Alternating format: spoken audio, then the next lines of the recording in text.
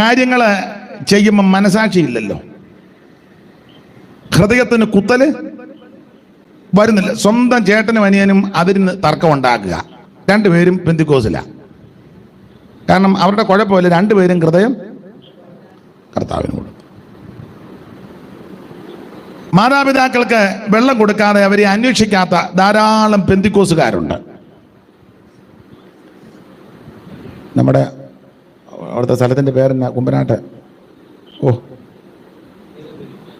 ഇല്ലെന്ന് ആൾക്കാരെ കൊണ്ടിടുന്ന ആശ്വാസമാണ്, ഗിൽഗാല്. ഗിൽഗാല്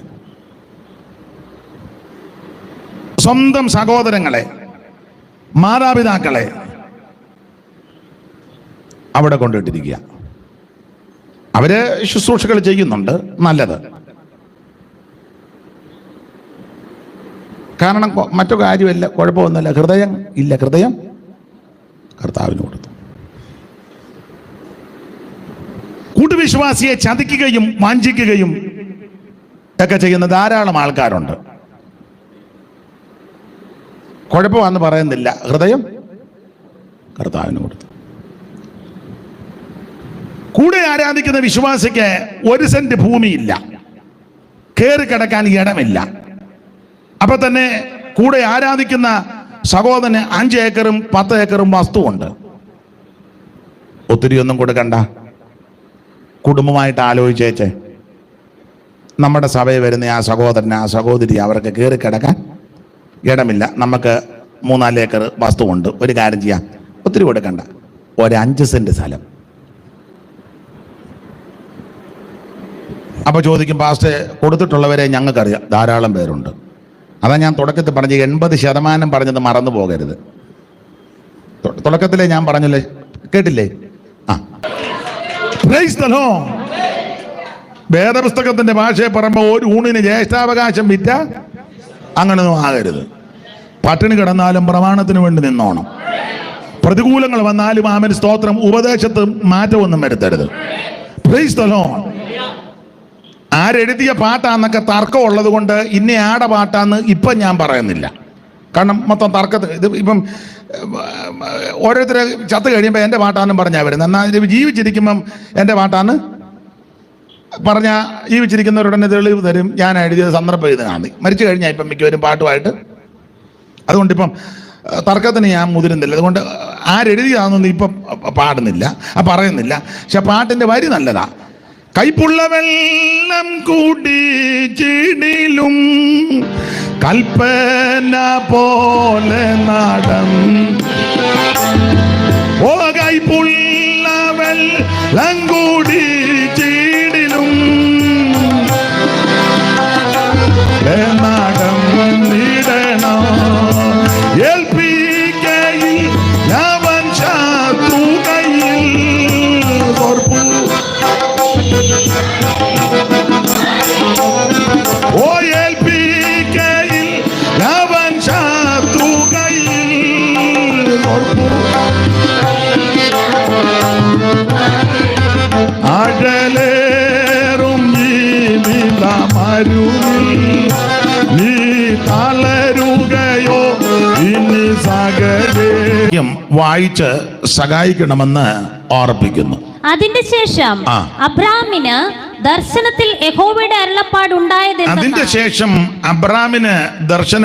യഹോവയുടെ അരുളപ്പാട് ഉണ്ടായത് എന്തെന്നാൽ, അബ്രാമേ ഭയപ്പെടേണ്ട, ഞാൻ നിന്റെ പരിചയം നിന്റെ അതിമഹത്തായ പ്രതിഫലവും ആകുന്നു. വളരെ പരിചിതമായ വാക്യശകലമാണ്. സർവജ്ഞനായ ദൈവം അബ്രാമിനോട് പറയുകയാ, അബ്രാമേ ഭയപ്പെടേണ്ട. 2 കാര്യമാ അതിന് പറയുന്നത്. 1, ഞാൻ നിന്റെ പരിചയ. 2, നിന്റെ അതിമഹത്തായ പ്രതിഫലവും ഞാൻ തന്നെയാണ്. അതുകൊണ്ട് ഇന്ന് രാത്രി അബ്രാമിനോട് പറയുക, ഭയപ്പെടേണ്ട. ആ ദൂത് തന്നെ ഇവിടെ കൂടപ്പെട്ടവരോട് ദൂരത്തിരിക്കുന്നവരോട് പറയുക, ഭയപ്പെടേണ്ട. ദൈവം നമ്മുടെ പരിചയം, അവിടുന്ന് നമ്മുടെ പ്രതിഫലവും. നിങ്ങൾക്കറിയാം, വിശ്വാസികളുടെ പിതാവാണ് അബ്രാം. ഇന്ന് ലോകത്തിൽ പാർക്കുന്ന മാനവ ജനതയിൽ ഒരു വിധത്തിൽ പറഞ്ഞാൽ 4/3 വിഭാഗത്തിന്റെയും പിതാവ് എന്നുള്ള ബഹുമതി അബ്രാമിന. ഇതുപോലൊരു വ്യക്തി ഉണ്ടായിട്ടുമില്ല, ഉണ്ടാകുകയില്ല മനുഷ്യരുടെ ഇടയിൽ. അപ്പോൾ ഇന്ന് ഈ ലോകത്തിൽ പാർക്കുന്ന മാനവ കുലത്തിൽ 4/3 വിഭാഗത്തിന്റെയും പിതാവ് എന്നുള്ള ബഹുമതി അബ്രാമിന. നിങ്ങൾക്കറിയാം, യഹൂദ ജനത്തിന്റെ അല്ലെങ്കിൽ ഇസ്രായേൽ ജനത്തിന്റെ പിതാവ് എന്നുള്ള ബഹുമതി അബ്രാമിന. അബ്രഹാം ഞങ്ങൾക്ക് പിതാവ് എന്നവര് ഉള്ളം കൊണ്ട് പറയുകയും ഏറ്റു പറയുകയും അതിൽ പ്രശംസിക്കുന്നവരാ. അതുകൊണ്ട് ആ കർത്താവ് ഒരിക്കൽ യഹൂദന്മാരുമായി സംഭാഷിച്ച വേളയിൽ പറയുകയാണ്, യഹൂദന്മാർ പറയാ, ഞങ്ങൾ അബ്രാമിന്റെ സന്തതികളാണ്. ഇത് നമ്മൾ പറഞ്ഞ ഒക്കുകയില്ല, പറയാതിരിക്കുന്ന നല്ലത്. എനിക്കിന്ന് രാത്രിയിലെ യോഗത്തില് സന്തോഷിക്കാൻ വേറൊരു കാര്യം, പ്രിയ അജി ഇന്ന് രാത്രി മെമ്പറാണോ? ആ, ഇവിടുത്തെ മെമ്പറാ. ആ, ഞങ്ങൾ ഒന്നിച്ച് ഹൈസ്കൂളിൽ പഠിച്ചതാ. എനിക്കൊന്നും കംപ്ലീറ്റ് ചെയ്തില്ലെന്നാ തോന്നുന്നത്. ആ, അതാ. എന്നാലും നല്ല സഹോദരനായിരുന്നു. ഇടയ്ക്ക് നമ്മൾ അവിടെ വെച്ചാൽ കാണുകയും ചെയ്തല്ലോ. ആ, വളരെ സന്തോഷം. ദൈവം അനുഗ്രഹിക്കട്ടെ. അപ്പോൾ ഇസ്രായേൽ ജനത്തിന്റെ പിതാവ് എന്നുള്ള ബഹുമതി അബ്രാമിന. 2, വിശ്വാസികളുടെ എല്ലാം പിതാവ് അബ്രഹാമ. വിശ്വാസികളുടെ പിതാവ് അബ്രഹാമത്ത്. അപ്പൊ ഇന്ന് ലോകത്തിൽ പാർക്കുന്ന സകല യഹൂദ ജനത്തിന്റെ പിതാവ് എന്നുള്ള ബഹുമതി അബ്രാമിന. ലോകത്തിന്റെ എല്ലാ ഇടങ്ങളിലും ചിതറി പാർക്കുന്ന ദൈവമക്കൾ, വിശ്വാസികൾ, അവരുടെ പിതാവ് അബ്രാമ. അപ്പൊ ഒരു ചെറിയ ആളല്ല. 3, വേറൊരു വിധത്തിൽ ചിന്തിച്ചാൽ ഇന്ന് ലോകത്തിൽ പാർക്കുന്ന സകല മുസ്ലിങ്ങളുടെയും പിതാവ് എന്നുള്ള ബഹുമതിയും അബ്രാമിന. ഒരു വിധത്തിൽ പഠിച്ചാൽ അവരും പറയും, ഇബ്രാഹിം ഞങ്ങളുടെ പിതാവാന്ന് അവർക്ക് അവകാശമുണ്ട്. അപ്പോൾ ഇന്ന് ലോകത്തിൽ പാർക്കുന്ന മാനവ ജനതയിൽ 4/3 വിഭാഗത്തിന്റെ പിതാവ് എന്നുള്ള ബഹുമതി അബ്രാമിനാണ്. ചെറിയ ആളല്ല. നമ്മുടെ കൂടെ 2 പേര് കൂടെ നിന്നാൽ മതി, നമ്മുടെ തനിനിറം അന്നേരം അറിയാം. മനുഷ്യന്റെ പ്രകൃതി അങ്ങനെ. 2 പേര് കൂടെ നിന്നാൽ മതി. പിന്നെ മന്ത്രിനെയോ MLA യോ അങ്ങനെയുള്ള ആൾക്കാർ അല്പം അടുപ്പവും പരിചയമാണെങ്കിൽ പിന്നെ പറയുകയും വേണ്ട. ചുമ്മാ നിൽക്കുന്നതിന് ഓരം വെച്ചേച്ച് പോകും. കാശ് ഇച്ചിരി കയ്യിലുണ്ടെ പിന്നെ ഒട്ടും പറയണ്ട. എല്ലാവരുടെയും കാര്യമല്ല.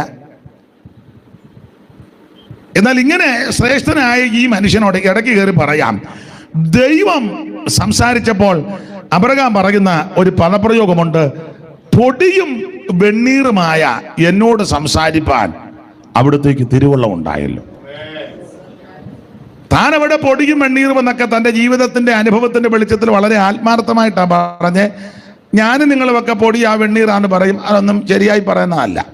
പിന്നെ നേരത്തെ ഉള്ളവരിങ്ങനെ പ്രാർത്ഥിക്കുമ്പോൾ പറയുന്നത് നമ്മൾ കേട്ടിട്ടുണ്ട്, സാക്ഷി പറയുമ്പോൾ പറയുന്നത് നമ്മൾ കേട്ടിട്ടുണ്ട്. അതുകൊണ്ട് നമ്മൾ അങ്ങ് പറയുക, ഏഴയും പൊടിയും വെറുതെ പറയുന്നത്.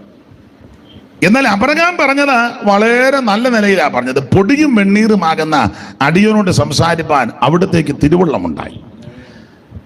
അപ്പോൾ അബ്രഹാം അത്രയ്ക്ക് ശ്രേഷ്ഠനായ മനുഷ്യനാണ്. നിങ്ങൾക്ക് വേദപുസ്തകം പഠിക്കുന്നവർക്ക് അറിയാം, അബ്രഹാം എന്ന വ്യക്തിയെ പറ്റി വേദപുസ്തകത്തിൽ ആദ്യം കാണുന്നത് എവിടാന്ന് നിങ്ങൾക്കറിയാം. എവിടാ? അബ്രഹാം എന്ന വ്യക്തിയെ പറ്റി, അബ്രഹാമിനെ പറ്റി ധാരാളം നമ്മൾ പ്രസംഗം കേട്ടിട്ടുണ്ട്.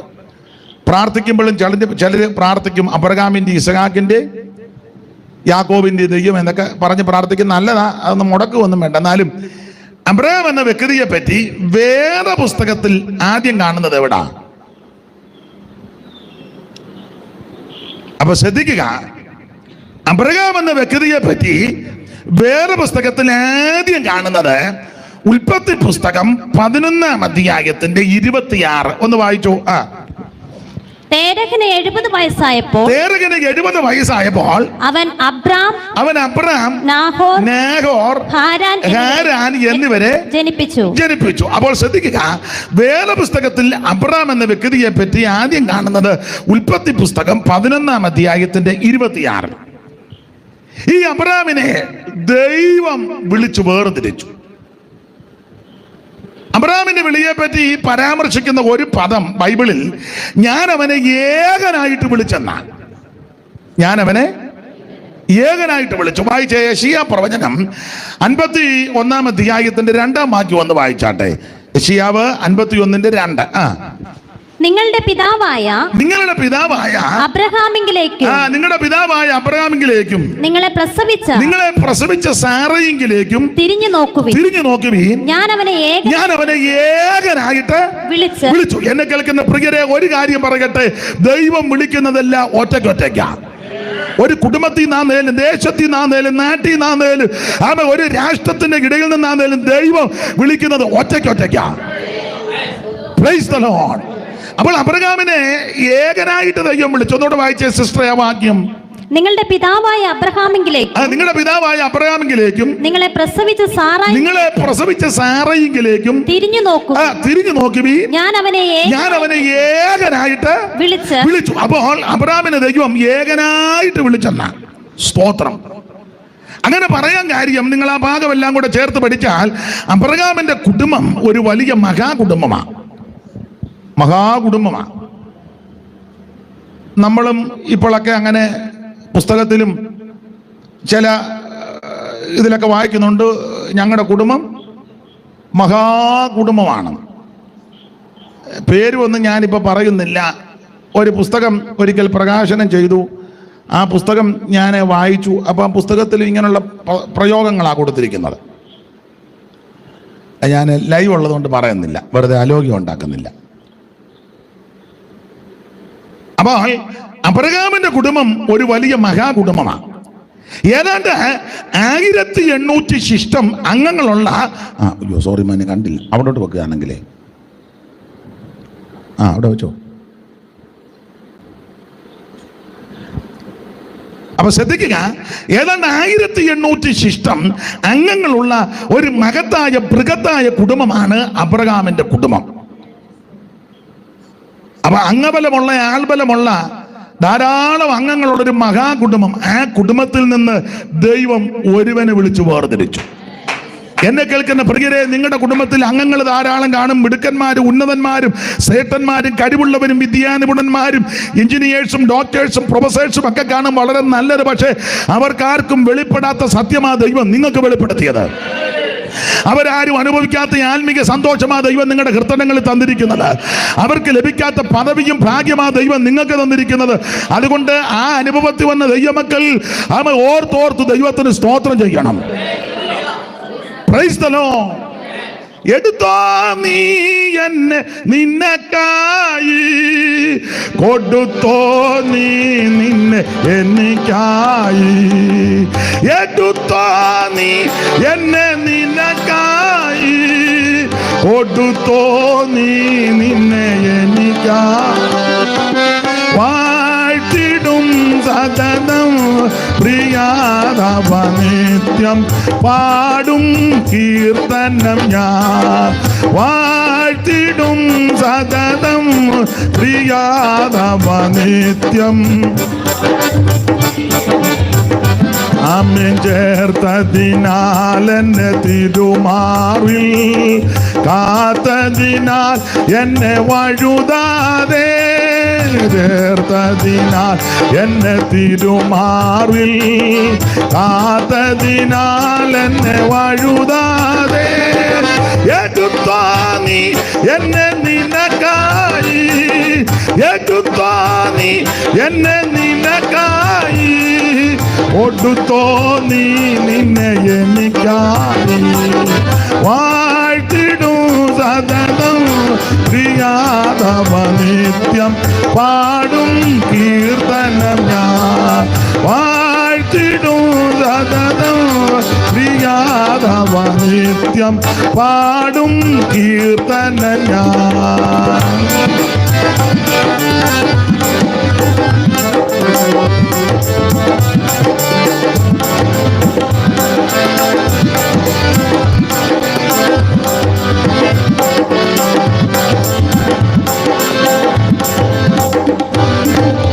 അപ്പൊ ശ്രദ്ധിക്കുക, അംഗബലമുള്ള ആൾബലമുള്ള മകത്തായ ബൃഹത്തായ കുടുംബത്തിൽ നിന്ന് ദൈവം അബ്രഹാമിനെ വിളിച്ചു വേർതിരിച്ചു.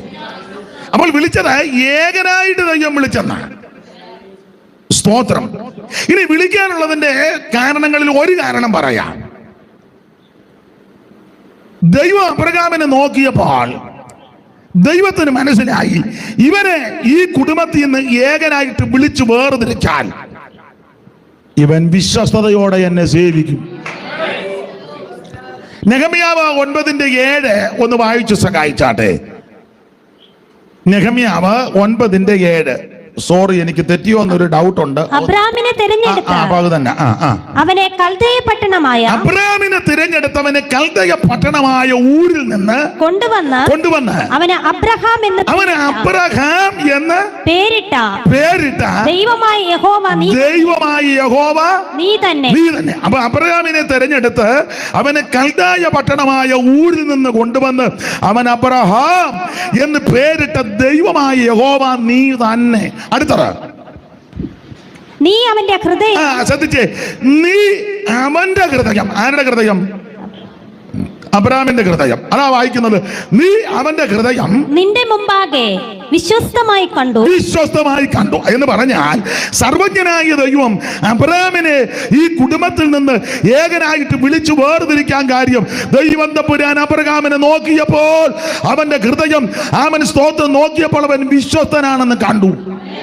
നീ അവന്റെ ഹൃദയം നിന്റെ മുമ്പാകെ വിശ്വസ്തമായി കണ്ടു. എന്റെ ഭാഷയെ പറഞ്ഞാൽ, അബ്രഹാമിനെ ദൈവം വിളിക്കാൻ നേരത്ത്, അവനെ തെരഞ്ഞെടുക്കാൻ നേരത്ത് ദൈവത്തിന് മനസ്സിലായി, ഈ കുടുംബത്തിൽ നിന്ന് ഇവനെ വിളിച്ചു വേർതിരിച്ചാൽ എന്ത് പ്രയാസങ്ങളും പ്രതിസന്ധികളും പ്രതികൂലങ്ങളും വന്നാൽ ഇവൻ ഇട്ടേച്ച് പോകത്തില്ല, വിശ്വസ്തയോടെ എന്നെ സേവിക്കും.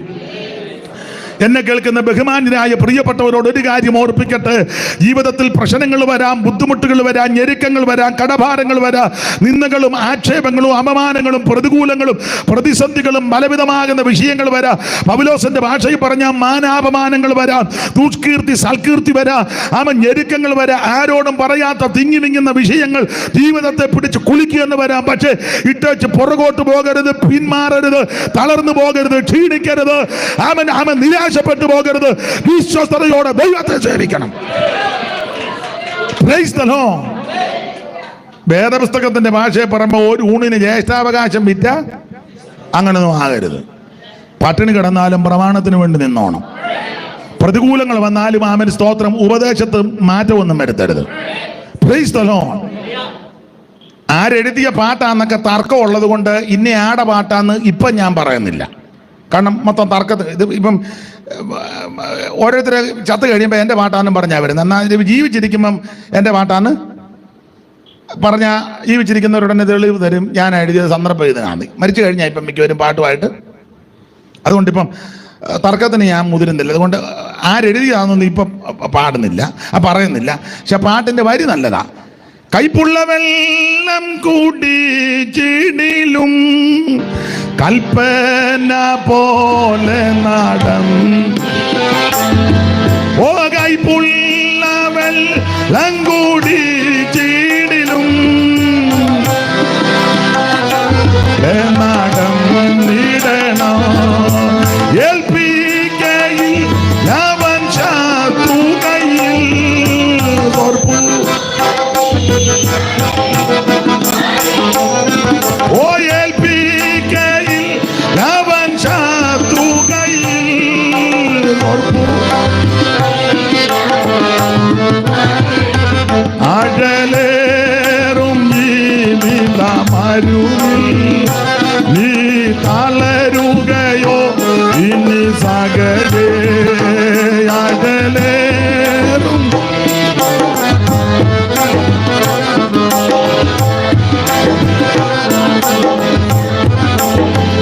ഇന്ന് രാത്രി എന്നെ കേൾക്കുന്ന പ്രിയപ്പെട്ടവരോട് ഓർപ്പിക്കാം, എന്ത് പ്രതിസന്ധി വന്നാലും ഏത് പ്രതികൂലങ്ങൾ വന്നാലും പിന്മാറിപ്പോകരുത്, വിശ്വസ്തയോടെ ദൈവത്തെ സേവിക്കണം.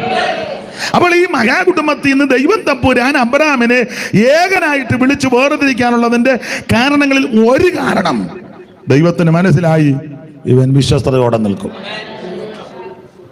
Praise the Lord. ആ വാക്യത്തിൽ വേറൊരു കാര്യവും കൂടെ അടങ്ങിയിരിക്കുന്നത്, അബ്രഹാമിന് ഒരു ഹൃദയമുണ്ട്. അതുകൊണ്ടാണല്ലോ എഴുതിയിരിക്കുന്നത് നീ അവൻ്റെ ഹൃദയം. അപ്പോൾ ഒരു ഹൃദയമുണ്ട്. പിണങ്ങാതിരിക്കാമെങ്കിൽ ഒരു കാര്യം പറയാം, പിണങ്ങിയാലും കുഴപ്പമില്ല. പെന്തിക്കോസുകാരിൽ ഒരു 80% ആൾക്കാർക്കും ഹൃദയമില്ല. അത് അവരുടെ കുഴപ്പമല്ല. എല്ലാവരും ഹൃദയം കർത്താവിന് കൊടുത്തു.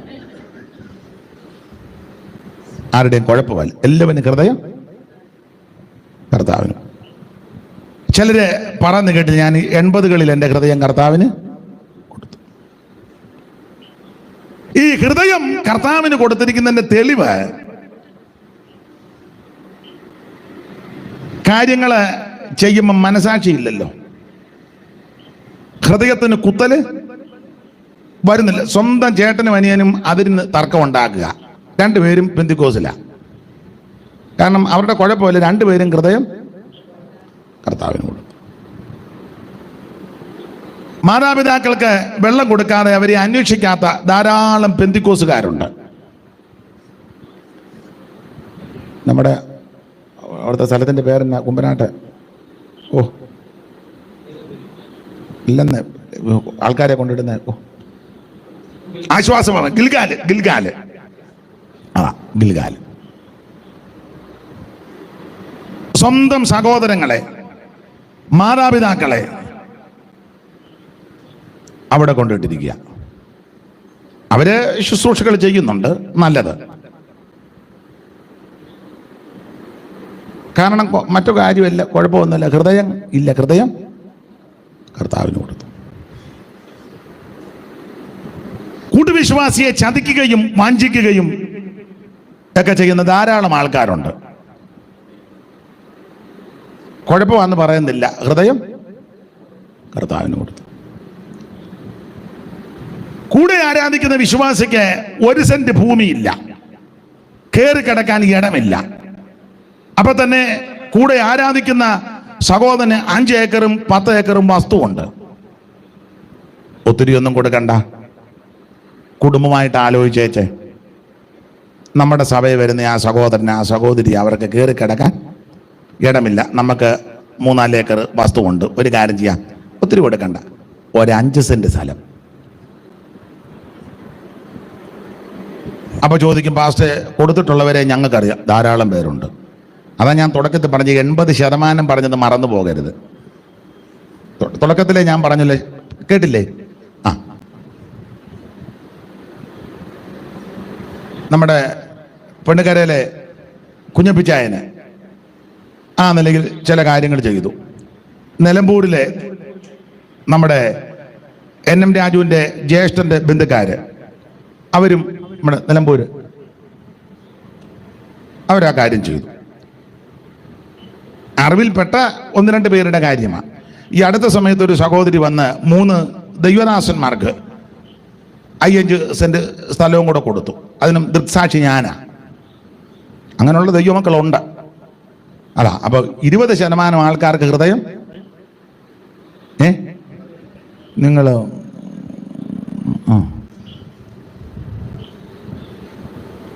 80% ഹൃദയം ഇല്ല. അവരുടെ കുഴപ്പമല്ല, അവരെല്ലാം ഹൃദയം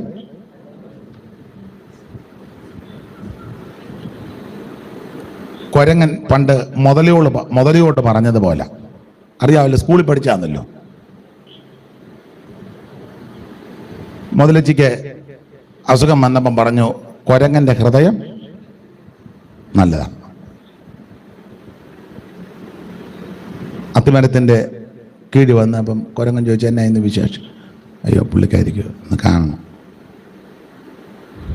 ചാടി മുതലയുടെ പുറത്ത് കയറി പുഴയെ കൂടെ പോവുക. പുഴയുടെ നടുക്കായപ്പം മുതല പറഞ്ഞു, നിന്റെ ഹൃദയം എൻ്റെ പെമ്പളയ്ക്ക് കൊടുക്കാനാണ്.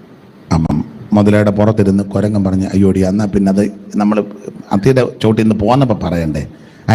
ഞാൻ വെളിയിലോട്ട് പോകുമ്പം ഹൃദയം കൊണ്ടുപോവുകയില്ല, ഹൃദയം അത്തിയുടെ മേളി വെച്ച് കെട്ടിക്രമപ്പെടുത്തി വെച്ചാൽ ഞാൻ അങ്ങോട്ട് ചെല്ലുമ്പോൾ ഹൃദയം അവിടെ ഇരിക്കുക.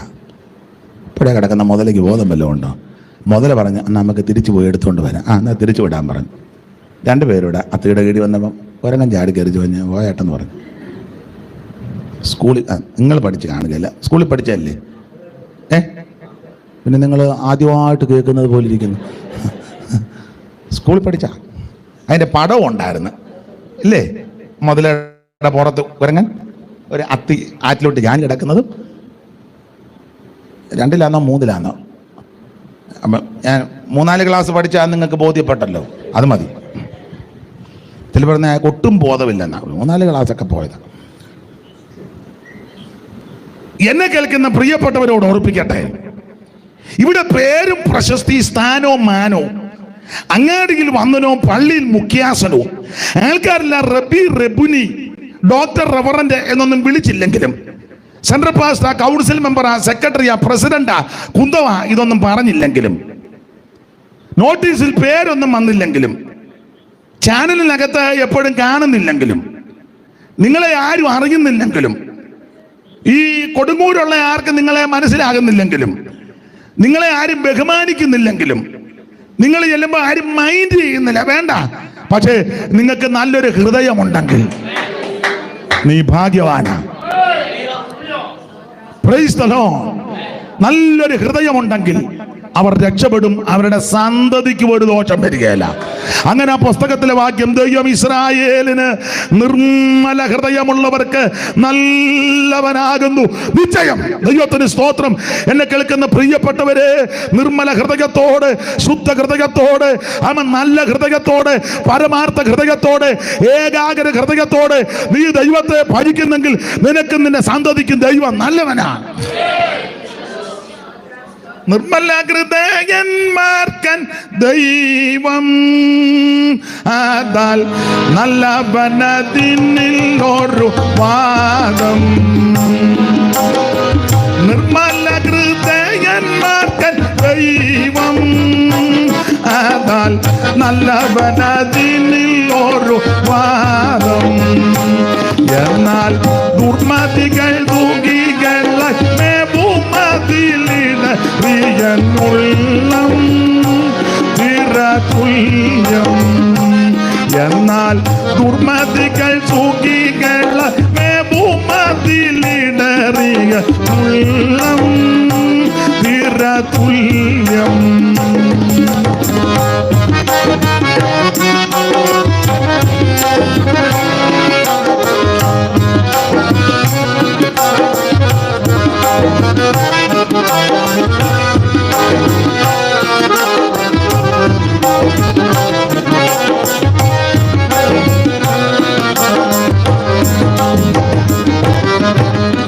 പുഷ്ടിയാലുന്തിന കൺകളില്ലേ, അവർ ഇഷ്ടമെല്ലാം സാധിച്ചിടുന്നില്ലേ.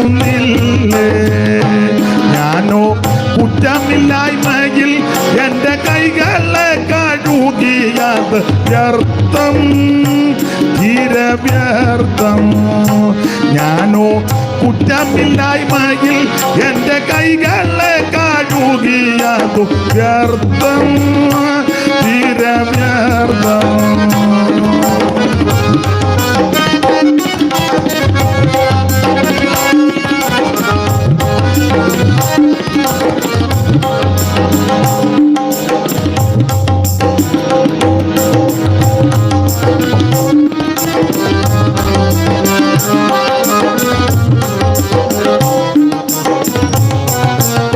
അപ്പൊ ശ്രദ്ധിക്കുക, നമുക്ക് നല്ലൊരു ഹൃദയമുണ്ടെങ്കിൽ രക്ഷപ്പെട്ടു. നമ്മുടെ കർത്താവും മോനെ ഇങ്ങോട്ട് ജെയ്സനെ തന്നെ നോക്കിയിരിക്കുക. മോന് ഇഷ്ടമായി ഇങ്ങനെ അല്ലയോ? ദൈവം അങ്ങനെ താല്പര്യമുണ്ട്, പഠിക്കണം. ദൈവം അനുഗ്രഹിക്കട്ടെ. എനിക്ക് എന്നാലും എന്നെയും കൂടെ ഒന്ന് നോക്കണം. അല്ല, ഓരോരുത്തരുടെ അഭിരുചിക്ക് അനുസരിച്ച് വേണം അവരെ ആത്മീയത്തിൽ സ്തോത്രം. അത് താല്പര്യമാണ്, പഠിക്കണം. പഠിച്ച് സെക്കുലർ പഠിത്തവും വേണം, ഇതും പഠിക്കണം. പഠിച്ച് മിടുക്കനായി കർത്താവിൻ്റെ വരവ് താമസിച്ചാൽ കർത്താവിന് വേണ്ടി നിന്നോണം. നമ്മുടെ അജിയുടെ മോനാ നല്ലല്ലോ. ആ പാസ്റ്റർ മോനാ. കണ്ണൻ്റെ മൂട്ടി കാളി ഉണ്ടാകുക. അപ്പൊ ശ്രദ്ധിക്കുക, നമ്മുടെ ഹൃദയം ഒരു നല്ല ഹൃദയമായിരിക്കണം. നമ്മുടെ കർത്താവ് തന്നെ പറഞ്ഞേ, ഹൃദയ ശുദ്ധിയുള്ളവർ ഭാഗ്യവാന്മാർ, അവരാ ദൈവത്തെ കാണുന്നത്. അതെ, നല്ലൊരു ഹൃദയമുണ്ടെങ്കിൽ രക്ഷപ്പെട്ടു. മറ്റുള്ളവരെ സ്നേഹിപ്പാൻ, കരുതുവാൻ, ആദരിപ്പാൻ, സ്തോത്രം, മറ്റുള്ളവന്റെ കഷ്ടതയിൽ കൂട്ടായ്മ കാണിക്കാൻ, യോബിന്റെ സ്നേഹിതന്മാര് പറഞ്ഞതുപോലെ സഹതപിപ്പാൻ, ചെന്നിരിക്കാൻ ഒക്കെ നല്ലൊരു ഹൃദയമുണ്ടെങ്കിൽ സൂക്ഷൻ രക്ഷപ്പെട്ടു. ഹൃദയത്തെ പറ്റി പ്രസംഗിക്കുന്നതിൽ നല്ലത് നല്ലൊരു ഹൃദയമുള്ളതാണ്. നല്ലൊരു ഹൃദയം. ഈ ഉപവാസ പ്രാർത്ഥനയിൽ പ്രസംഗിക്കാൻ വരുന്ന ദൈവദാസന്മാർക്ക് ഞാൻ ഉൾപ്പെടെ, അല്ലെ ഈ യോഗങ്ങളിൽ സംസാരിക്കുന്നവർക്കും കേൾക്കുന്നവർക്കും ഒരു നല്ല ഹൃദയം ഉണ്ടാകട്ടെ. ദൈവം അതിനെ കൃപ ചെയ്യട്ടെ. അപ്പൊ ശ്രദ്ധിക്കുക, അബ്രഹാമിനെ ദൈവം വിളിക്കാനുള്ളതിന്റെ പ്രധാനപ്പെട്ട കാരണങ്ങളിൽ ഒന്ന്, ദൈവത്തിന് മനസ്സിലായി ഈ കുടുംബത്തിൽ നിന്ന് ഇവനെ ഏകനായിട്ട് വിളിച്ചു വേർതിരിച്ചാൽ, ഒന്ന്, ഇവൻ വിശ്വസ്തയോടെ നിൽക്കും. രണ്ട്, നല്ലൊരു ഹൃദയമുണ്ട്. ധാരാളം കാര്യമുണ്ട്, ഒരു കാര്യം കൂടെ പറഞ്ഞാൽ ആ ഭാഗം വിടാം. മൂന്ന്, അബ്രഹാമിനെ വിളിക്കാനുള്ളതിൻ്റെ മൂന്നാമത്തെ ഒരു കാരണം, ആ പശ്ചാത്തല ഭാഗം പഠിച്ചാൽ അബ്രഹാം കൽദായ ജാതിയ. നിങ്ങൾ വേദപുസ്തകം പഠിക്കുമ്പോൾ കൽദായ ജാതിയുടെ വിശേഷതകൾ പലതുണ്ട്. അതെല്ലാം ഇപ്പോൾ എടുക്കുന്നില്ല, ഒരു പ്രയോഗം മാത്രം പറയാം. ഞാൻ ഉഗ്രതയും വേഗതയുമുള്ള ജാതിയായ കൽദായരെ വരുത്തുവന്ന. അപ്പൊ കൽദായ ജാതിയുടെ ഒരു വിശേഷത ഉഗ്രതയും വേഗതയും, നല്ല സ്പീഡപ്പാ. അപ്പൊ ദൈവത്തിന് മനസ്സിലായി, ഈ ചതഞ്ഞേന്ന് കിടക്കുന്നവന്റെ കുടുംബത്തിൽ നിന്ന് ഒരുത്തനെ വിളിക്കുന്നതിലും നല്ലത് അല്പം ആക്കവും തൂക്കവും ഒരുക്കവും താല്പര്യവും ഒരു ചടുലതയും തീക്ഷ്ണതയും ഊശിരും ഉന്മേഷമുള്ളവന്റെ കുടുംബത്തിൽ നിന്ന് ഒരുത്തനെ വിളിച്ചാൽ പ്രയോജനമാണ്. Price the Lord. ഈ ആത്മീയ വിഷയത്തിൽ ഒരു തീക്ഷ്ണത ഉണ്ടായിരിക്കണം. സാധാരണ ദൈവദാസന്മാരൊക്കെ ഇപ്പൊ പിന്നെ പാട്ടുകാരുള്ളത് കൊണ്ട് കുഴപ്പമില്ല, അവർ അത് കോൺട്രാക്ട് ബേസിൽ അവർ പാടുന്നതുകൊണ്ട് കുഴപ്പമില്ല. പണ്ടൊക്കെ സ്വഭാവത്തിന് അങ്ങനെ പാസ്റ്റർമാർ പ്രാർത്ഥിക്കുന്നത് പറയും, നമുക്ക് പാട്ടുകൾ പാടി ദൈവത്തെ അന്നേരം പാടുന്ന ആൾക്കാരുണ്ട്. എന്നാൽ ചില ഇടങ്ങളിൽ ചെന്ന പാസ്റ്റർമാർ പറയും, ഒരു പാട്ട് പാടിയാട്ട്, ആരും വേണ്ട. പിന്നെ പാസ്റ്റർ നോക്കി വെച്ചു, ഒരു പാട്ട് പാട്, എന്നാലും പാടുക. പിന്നെ ഏതെങ്കിലും ഒരു പാട്ട് ആരെങ്കിലും പാടും, അത് എല്ലാം പരുവക്കേടുമായിരിക്കും. ഈ ചിലർക്ക് ആ വിഷയം ഞാൻ പറയത്തില്ല. അവന് അവിടെ നിന്ന് ചിരിക്കുന്നത് വേറൊരു വിഷയം ഉണ്ടതാ, അത് ഇന്ന് ഞാൻ പറയത്തില്ല. നീ ഓർത്ത് ഞാനിപ്പോൾ അത് പറയുമെന്നാണ്.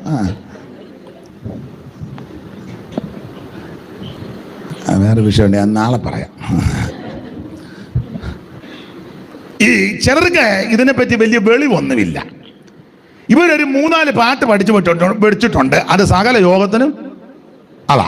ഈ 4 എണ്ണം വിട്ട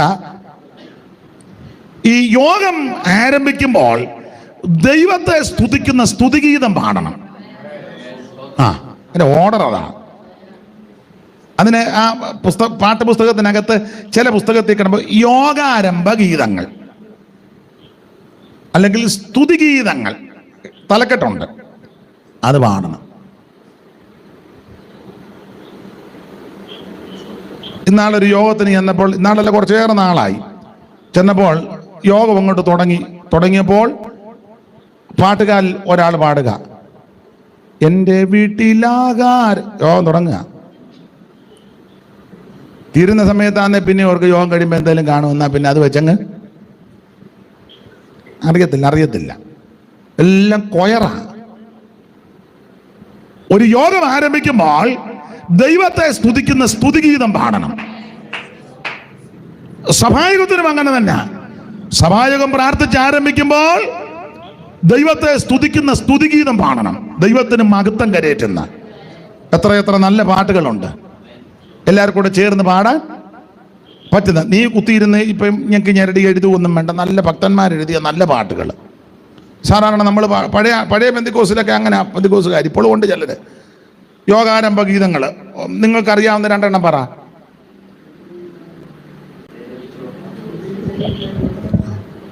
ആ, അതൊക്കെ നല്ല പാട്ടുകളാണ്. അത് ദയ ലഭിച്ചോരെന്ന് പിന്നെ തിരുത്തിയതാ, ജയമെടുത്തോരെന്ന എഴുതിയ പുള്ളി എഴുതിയത്. പിന്നെ നമ്മുടെ ഇടയിലും ചില എല്ലാം പണ്ഡിത ശിരോമണികളുണ്ടല്ലോ, പോട്ടെ. എന്നാലും നല്ല പാട്ടാണ് അത്. സ്തുതി ചെയ്യുമനമേ, സ്തുതിഗീതം പാടി പുകഴ്ത്തിടുന്നേൻ മനുവേലനെ, പിന്നെ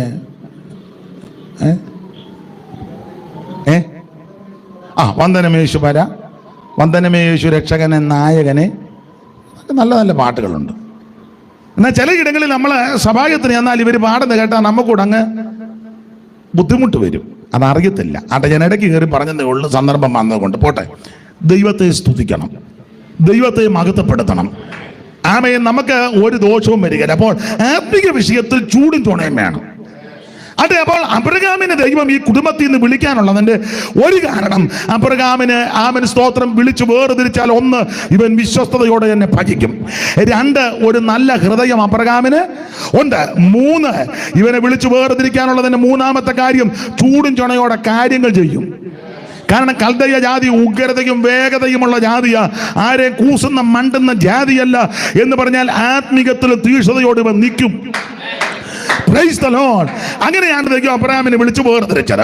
അപ്പൊ ഈ വിളിച്ചപ്പം ദൈവം പറഞ്ഞ്, നീ ചില കാര്യങ്ങൾ വിടാൻ പറഞ്ഞു. 3 കാര്യം വിടാൻ പറഞ്ഞു.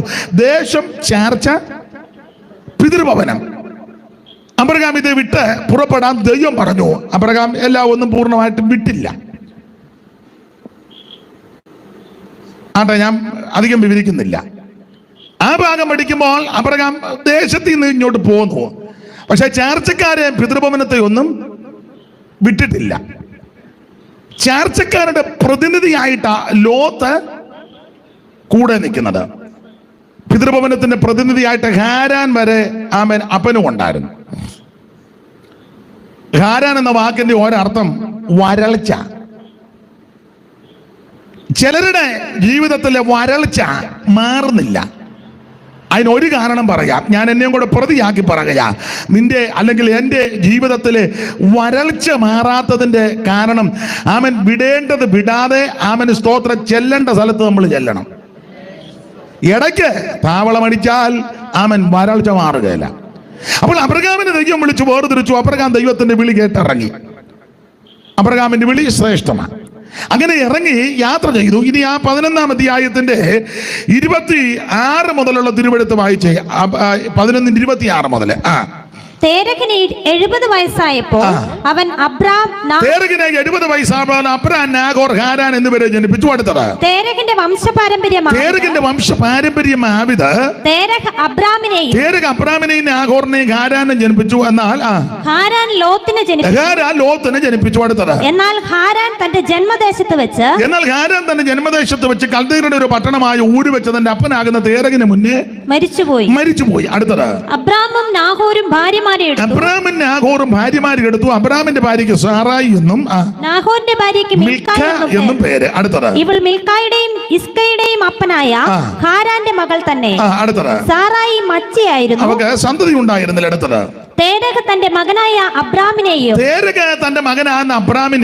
ഹാരാന്റെ മകനായ തന്റെ പൗത്രൻ ലോത്തിനെയും തന്റെ മകനായ അബ്രാമിന്റെ ഭാര്യയായി മരുമകളാകുന്ന സാറായെ കൂട്ടിക്കൊണ്ട് കൽദയരുടെ പട്ടണമായ ഊരിൽ നിന്ന് കനാൻ ദേശത്തേക്ക് പോകുവാൻ പുറപ്പെട്ടു. ഈ യാത്രയിൽ വരൾച്ച വരാൻ കാര്യം, യാത്ര പുറപ്പെട്ടു. അങ്ങനെ അവർ, അടുത്ത പദം കൊണ്ടൊന്ന് വായിച്ചു, അങ്ങനെ അവർ ഹാരാൻ വരെ വന്ന് അവിടെ പാർത്തു. അപ്പൊ ശ്രദ്ധിക്കുക, ഹാരാൻ എന്ന വാക്കിന് കൊടുത്തിരിക്കുന്ന ഒരർത്ഥം വരൾച്ച. വിളി കേട്ട് ഇറങ്ങിയ അബ്രഹാം ഇപ്പൊ എവിടാ വന്ന് പെട്ടിരിക്കുന്നേ? ഹാരാൻ. വാക്കിന്റെ അർത്ഥം വരൾച്ച. അപ്പൊ അങ്ങനെ മറുപടി പറയണം. എന്നോട് അർത്ഥം വെച്ച് മറുപടി പറയണം. ദൈവത്തിന്റെ വിളി കേട്ട് ഇറങ്ങി യാത്ര ചെയ്തവൻ ഇപ്പം വന്ന് പെട്ടിരിക്കുന്നത് വരൾച്ചയ്ക്കകത്താ. വരൾച്ച. അതിനാ കാരണം. ആരാ വിളിച്ചത്? ഏത് ദൈവം? ഏത് ദൈവം? ഉറക്കം പറ. നിങ്ങൾ ആലോചിക്കുക, ഇത് ആരുടെ പേരാ ഇപ്പം പറയേണ്ടെന്നായിരിക്കും.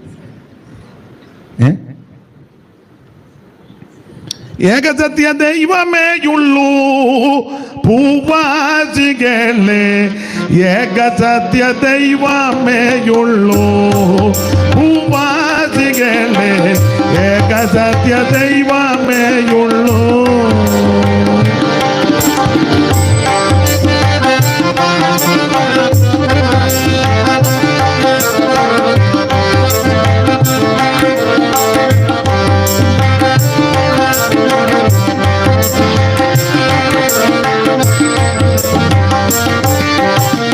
ചത്തമർത്യാത്മാക്കൾ ദൈവം എന്നു നിരൂപിക്കേണ്ടാരും, ചത്തമർത്യാത്മാക്കൾ ദൈവം എന്നു നിരൂപിക്കേണ്ടാരും.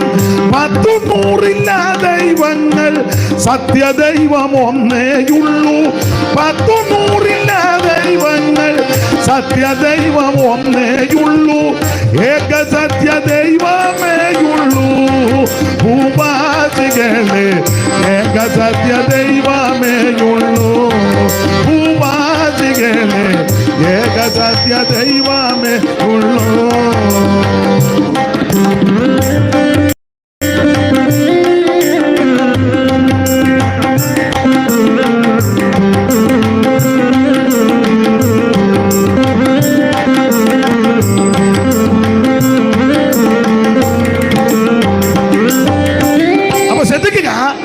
സർവജ്ഞനായ ദൈവം അബ്രഹാമിനെ വിളിച്ചു. നിത്യനായ അവൻ സർവജ്ഞനായ സർവശക്തനായ നിത്യദൈവം. ബൈബിളിൽ കൊടുത്തിരിക്കുന്ന ഒരു പ്രയോഗം ഇങ്ങനെ, തേജോമയനായ ദൈവം. അങ്ങനെ നിങ്ങൾ അപ്പോസ്തല പ്രവർത്തകരുടെ പുസ്തകം 7-ാം അധ്യായത്തിന്റെ 1-2 വാക്യങ്ങൾ സഹോദരി മൈക്ക് കൂടെ വായിച്ച് സഹായിച്ചാട്ടെ. ഇത് ഉള്ളത് തന്നെയോ എന്ന് മഹാപുരോഹിതൻ ചോദിച്ചതിന് അവൻ പറഞ്ഞത്, സഹോദരന്മാരും പിതാക്കന്മാരുമായുള്ള പുരുഷന്മാരെ കേൾക്കുവീൻ. നമ്മുടെ പിതാവായ സ്തെഫാനോസിന്റെ പ്രഥമ പ്രസംഗം അങ്ങോട്ട് തുടങ്ങുക. നമ്മുടെ പിതാവായ അബ്രഹാം ഹാരാനിൽ വന്ന് പാർക്കുന്നതിന് മുൻപ് മെസൊപ്പൊട്ടോമിയയിൽ ഇരിക്കുമ്പോൾ തന്നെ തേജോമയനായ ദൈവം മതി. അപ്പൊ അബ്രഹാമിനെ വിളിച്ചത് ആരാ? ഈ വാക്യത്തിന്റെ വെളിച്ചത്തിൽ തേജോമയനായ ദൈവം. അവിടുന്ന് തേജോമയനാ. നമ്മൾ അതുകൊണ്ട് ദൈവത്തിന് തേജസ് ഒന്നും ഉണ്ടാക്കി ദൈവത്തിനെ പൗഡർ ഇടിക്കൊന്നും വേണ്ട. കുട്ടിക്കൂറ പൗഡർ ദൈവത്തിന് എന്തിനാടാ കുട്ടിക്കൂട? പണ്ട് കടന്നുപോയ നയനാർ ചോദിച്ച പോലെ ദൈവത്തിന് എന്തിനാ ഭാറാവുകാരൻ ചോദിച്ചല്ലയോ? ദൈവത്തിന് യേശുവിൻ്റെ കൈയിരിക്കുന്നതിന് മേളിൽ ഒരു കമ്പി വെച്ച് അവിടെ വെച്ചിരിക്കുക കാന്തം. അതിന് ആദ്യത്തെ ഇടി യേശുവിനെ കരുതുന്നു. തുലാമഴയ്ക്കൊക്കെ അതിന് മുന്നേ ഇടി വെട്ടുവേ. അതിന് യേശുവിൻ്റെ തലയുടെ മണ്ടേ കാന്തം. അതിന് അവറാച്ച യേശുവിന് ഇടിയാച്ചേക്കാൻ സാധ്യത. ഞങ്ങളുടെ ആനണി സാർ പണ്ട് നമ്മുടെ ചാനാശ്ശേരി നൂണ്ടിയാലും കടന്നുപോയ ആനണി സാർ പണ്ട് പറയായിരുന്നു പരസ്യോധന്, ഇടിവെട്ടിക്കുന്ന ദൈവത്തിന് എന്തിനാണ് നിന്റെ വെടി? ദൈവത്തിന് 2 വെടി. ദൈവത്തിന് ആരും തേജസ് ഒന്നും ഉണ്ടാക്കണ്ട. അവിടുന്ന് തേജോമയനാണ്. ദൈവത്തിന് ആരും കൊണ്ട് വിളക്കം കത്തിച്ച് വെക്കണ്ട. അവിടുന്ന് വെളിച്ചമാണല്ലോ. സ്തോത്രം സ്തോത്രം. ദൈവത്തിന് ആരും കൊണ്ട് തുണിയും കൊടുക്കണ്ട. അയ്യോ ദൈവം തുണിയില്ലായിരിക്കുക, എന്നാ 3-4 മീറ്റർ തുണി. അവിടുന്ന് തേജോമയനല്ലേ. പിന്നെ നമ്മുടെ ചില ആൾക്കാർ ചില പ്രസംഗിച്ച് വരുമ്പോൾ ചില പ്രയോഗം പറയുമ്പോൾ നമുക്കും ചിലപ്പോൾ തോന്നിപ്പോകും പുള്ളിക്ക് ഇടയ്ക്കിടയ്ക്ക് വസ്ത്രമൊന്നും ഇല്ലെന്നാ നമുക്ക് തോന്നുന്നു. ചില പറയുന്നില്ലേ, ഇന്ന് രാത്രിയിൽ തേജോമയനായ ദൈവം തേജസ് വാരി ചുറ്റി നമ്മുടെ നടുവിൽ. ഇപ്പം ഞങ്ങളുടെ യോഗത്തിന് പോയപ്പോൾ ഇതെല്ലാം അഴിഞ്ഞു പോയി. പുള്ളി സമയം പോകണ്ട, എല്ലാം കൂടെ വാരി ചുറ്റി പെട്ടെന്ന് ഇങ്ങോട്ട്. അല്ല, എനിക്കങ്ങ് തോന്നിപ്പോക, എൻ്റെ അജ്ഞത കൊണ്ടാണോ എന്നറിയത്തില്ല. ദൈവം തേജസ് വാരി ചുറ്റി നമ്മുടെ നടുവിൽ കൂടെ. കാരണം നേരത്തെ ഏതോ യോഗത്തിന് പോയപ്പോൾ പുള്ളിയുടെ തുണിയെല്ലാം തേജസ് എല്ലാം പോയി. പിന്നെ സമയം പോകേണ്ട, പുള്ളിയെല്ലാം കൂടെ വാരി ചുറ്റി. ഞങ്ങൾ അല്പം വൈകിയത് ഇതെല്ലാം ഇണക്കാൻ. നാളെ വരികയല്ലേ നീ? നാളെ കാണുകയല്ലേ? ആരും വരികയല്ലേ? അപ്പം നാളെ ഇടയ്ക്ക് വന്ന് കയറി ഒപ്പിക്കുകയല്ല, ഇതൊക്കെ ഇവിടെ തന്നെ മിക്കവാറും വെക്കും, അല്ലെങ്കിൽ നേരത്തെ വരും. ഇന്ന് നിങ്ങളൊന്ന് ക്ഷമിക്കണം, ഇപ്പം വൈകിപ്പോയത് കൊണ്ടാണ്. നിങ്ങൾ ചിന്തിക്കരുത്, നല്ല അന്തരീക്ഷത്തിലായിരുന്നു, എല്ലാം കൂടെ കയറി വന്നതെല്ലാം കൂടെ അങ്ങോട്ടും ഇങ്ങോട്ടും വലിച്ച് ഒന്ന് ക്ഷമിക്കുക. നാളെ ആവർത്തിക്കുകയല്ല ദൈവം അനുവദിച്ച. അവിടുന്ന് തേജോമയനായ ദൈവമാണ്. നാം സ്തുതിച്ചാലും സ്തുതിച്ചില്ലെങ്കിലും ദൈവത്തിന്റെ മഹിമയ്ക്ക് വ്യത്യാസം ഉണ്ടാകുകയല്ല. നാം ആരാധിച്ചാലും ആരാധിച്ചില്ലെങ്കിലും അവിടുത്തെ പ്രഭയ്ക്കൊരു കുറവും വരികയല്ല. നാം സ്തുതിച്ചാലും സ്തുതിച്ചില്ലെങ്കിലും അവിടുന്ന് തേജോമയം തന്നെ. ഗതിഭേദങ്ങളുടെ ആച്ഛാദനമൊന്നും ദൈവത്തിനില്ല. നിത്യനായ ദൈവം, സർവശക്തനായ ദൈവം, ഏകനായ ദൈവം, മഹാത്ഭുതങ്ങളെ പ്രവർത്തിക്കുന്ന ദൈവം, സർവജ്ഞനായ ദൈവം, സർവശക്തനായ ദൈവം, അവിടുന്ന് സർവവ്യാപിയായ ദൈവം, സർവത്തെയും നിയന്ത്രിക്കുന്നവൻ, സർവത്തെയും ഭരിക്കുന്നവൻ. ഇന്ന് രാത്രി എന്നെ കേൾക്കുന്ന ദൈവത്തിന്റെ പൈതലേ, നിന്നെ വിളിച്ച ദൈവം വിശ്വസ്തനായ ദൈവമാ. നിന്നെ വിളിച്ച ദൈവം തേജോമയനായ ദൈവമാ. നിന്നെ രക്ഷിച്ച ദൈവം തേജസ്സുള്ള ദൈവമാ. നിനക്കല്പ തേജസ് കുറഞ്ഞാലും നിന്നെ വിളിച്ച ദൈവം തേജസ്സുള്ള ദൈവമാ. Praise the lord. നിനക്കല്പ പരിജ്ഞാനം കുറവാന്നേലും നിന്നെ വിളിച്ച ദൈവം പരിജ്ഞാനമുള്ളവനാ. പത്രോസ് പറയുകയാ, തന്റെ മഹത്വത്താലും വീര്യത്താലും നമ്മെ വിളിച്ചവന്റെ പരിജ്ഞാനത്താൽ അവന്റെ ദിവ്യ ശക്തി ജീവന് പക്വതയ്ക്ക് വേണ്ടിയതല്ല നിനക്ക് ദാനം ചെയ്തിരിക്കുക. നിനക്ക് പരിജ്ഞാനക്കേടുണ്ടെങ്കിലും വിളിച്ച ദൈവം പരിജ്ഞാനമുള്ളവനാ. നിനക്ക് അറിവുകേടുണ്ടെങ്കിലും നിന്നെ വിളിച്ച ദൈവം അറിവുള്ള ദൈവമാണ്.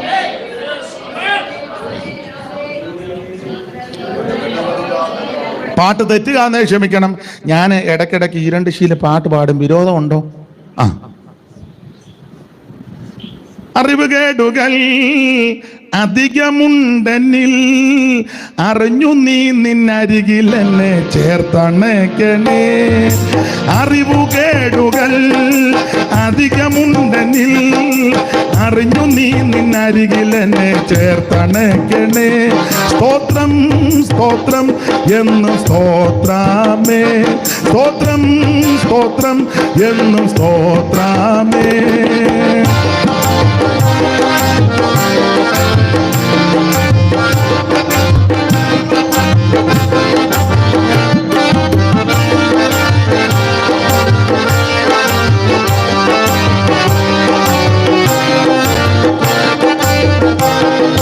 സേനയാലല്ല സ്നേഹത്താലത്രേ ജയകിരീടം അണിഞ്ഞു വാഴും രാജനീയല്ലോ. സേനയാലല്ല സ്നേഹത്താലത്രേ ജയകിരീടം അണിഞ്ഞു വാഴും രാജനീയല്ലോ.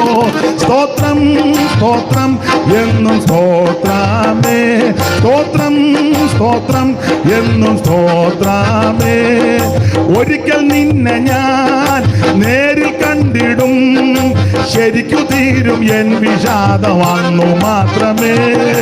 ഒരിക്കൽ നിന്നെ ഞാൻ നേരിൽ കണ്ടിടും, ശരിക്കു തീരും എൻ വിഷാദം അന്നു മാത്രമേ. സ്തോത്രം സ്തോത്രം എന്നും സ്തോത്രാമേ. സ്തോത്രം സ്തോത്രം എന്നും. അറിവുകേടുകൾ അധികമുണ്ടെന്നിൽ അറിഞ്ഞു നീ നിന്നരികിൽ എന്നെ ചേർത്തണക്കണേ. അറിവുകേടുകൾ അധികമുണ്ടെന്നിൽ അറിഞ്ഞു നീ നിന്നരികിൽ എന്നെ ചേർത്തണക്കണേ. സ്തോത്രം സ്തോത്രം എന്ന് സ്തോത്രാമേ. സ്തോത്രം സ്തോത്രം എന്ന് സ്തോത്രാമേ. സ്തോത്രം സ്തോത്രം എന്നും സ്തോത്രാമേ. സ്തോത്രം സ്തോത്രം എന്ന് സ്തോത്രാമേ. അപ്പൊ ശ്രദ്ധിക്കുക, നമുക്ക് അറിവുകേടുണ്ടെങ്കിലും വിളിച്ച ദൈവത്തിന് ഒരറിവുകേടുമില്ല. നമുക്ക് പരിജ്ഞാനക്കുറവുണ്ടെങ്കിലും വിളിച്ച ദൈവത്തിന് ഒരു പരിജ്ഞാനക്കേടുമില്ല. ഈ ദൈവത്തിൻ്റെ പരിജ്ഞാനത്തിൻ്റെ ഒരു തെളിവ് ഒത്തിരി ഉണ്ട്. എനിക്ക് വലിയ അറിവും ജ്ഞാനം ഒന്നും ഉള്ള ആളല്ല. അപ്പോൾ എൻ്റെ എളിയ അറിവ് വെച്ചാണ് പറയുന്നത്. ചിലപ്പം നിങ്ങൾ ഉൾക്കൊള്ളുമോയെന്ന് അറിയത്തില്ല. ദൈവത്തിൻ്റെ പരിജ്ഞാനം ഈ മിസ്രയീമിൽ നിന്ന് പുറപ്പെട്ട ജനത്തിൻ്റെ കണക്ക് പറഞ്ഞിട്ടുണ്ട്. എണ്ണി തിട്ടമെടുത്തവരുടെ കണക്ക്. എണ്ണത്തിൽപ്പെടാത്ത ധാരാളം ആൾക്കാരുണ്ട്. എത്ര പേരുടെ പേരാ? അല്ല, ഇന്ന് പാട്ട് കൂടാ മിക്കവാറും. പാട്ട് പാടുമ്പം ആൻസർ പറയണം എത്ര പേരുണ്ടെന്ന്. 600,000 ആയോരു കൂട്ടത്തെ ചിറകിൽ വഹിച്ചവൻ കൂടെ ഉണ്ട്. 600,000 ആയോരു കൂട്ടത്തെ ചിറകിൽ.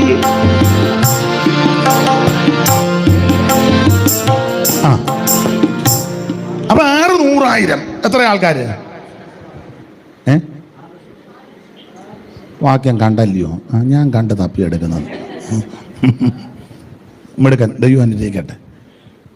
അപ്പൊ കാനാള് തന്നെ പുരുഷന്മാരെല്ലാം കൂടെ 6 ലക്ഷം. പിന്നെ പെണ്ണും പെടക്കോടിയും പെറുങ്ങണിയും എല്ലാം കൂടെ 30 ലക്ഷം ഒന്നും അല്ല, ഇഷ്ടം പോലെ. എന്റെ ഭാഷ പറഞ്ഞ 30, 50 ഒന്നും ആയിരിക്കുകയല്ല. ആണോ? യോടി ന്യായമായൊരു കണക്കെടുത്ത് പുരുഷന്മാർ തന്നെ 6 ലക്ഷം. പഴയ കണക്കാണെങ്കിൽ എണ്ണം കൂടും. ഒരു പുരുഷൻ ഒരു ഭാര്യയെ വെച്ച് കൂട്ടപ്പോൾ എത്രയാ? അന്ന് ഒന്ന് വെച്ചാന്നോ? അന്നത്തെ കാലത്ത് നല്ല ചേലായി. അല്ല, ഒന്ന് വെച്ചങ്ങ് കൂട്ട്. അങ്ങനെ ആകുമ്പോ തന്നെ 12. ഇന്നത്തെ കണക്കനുസരിച്ച് 2 പിള്ളേരെ വെച്ച് കൂട്ടിക്കേ.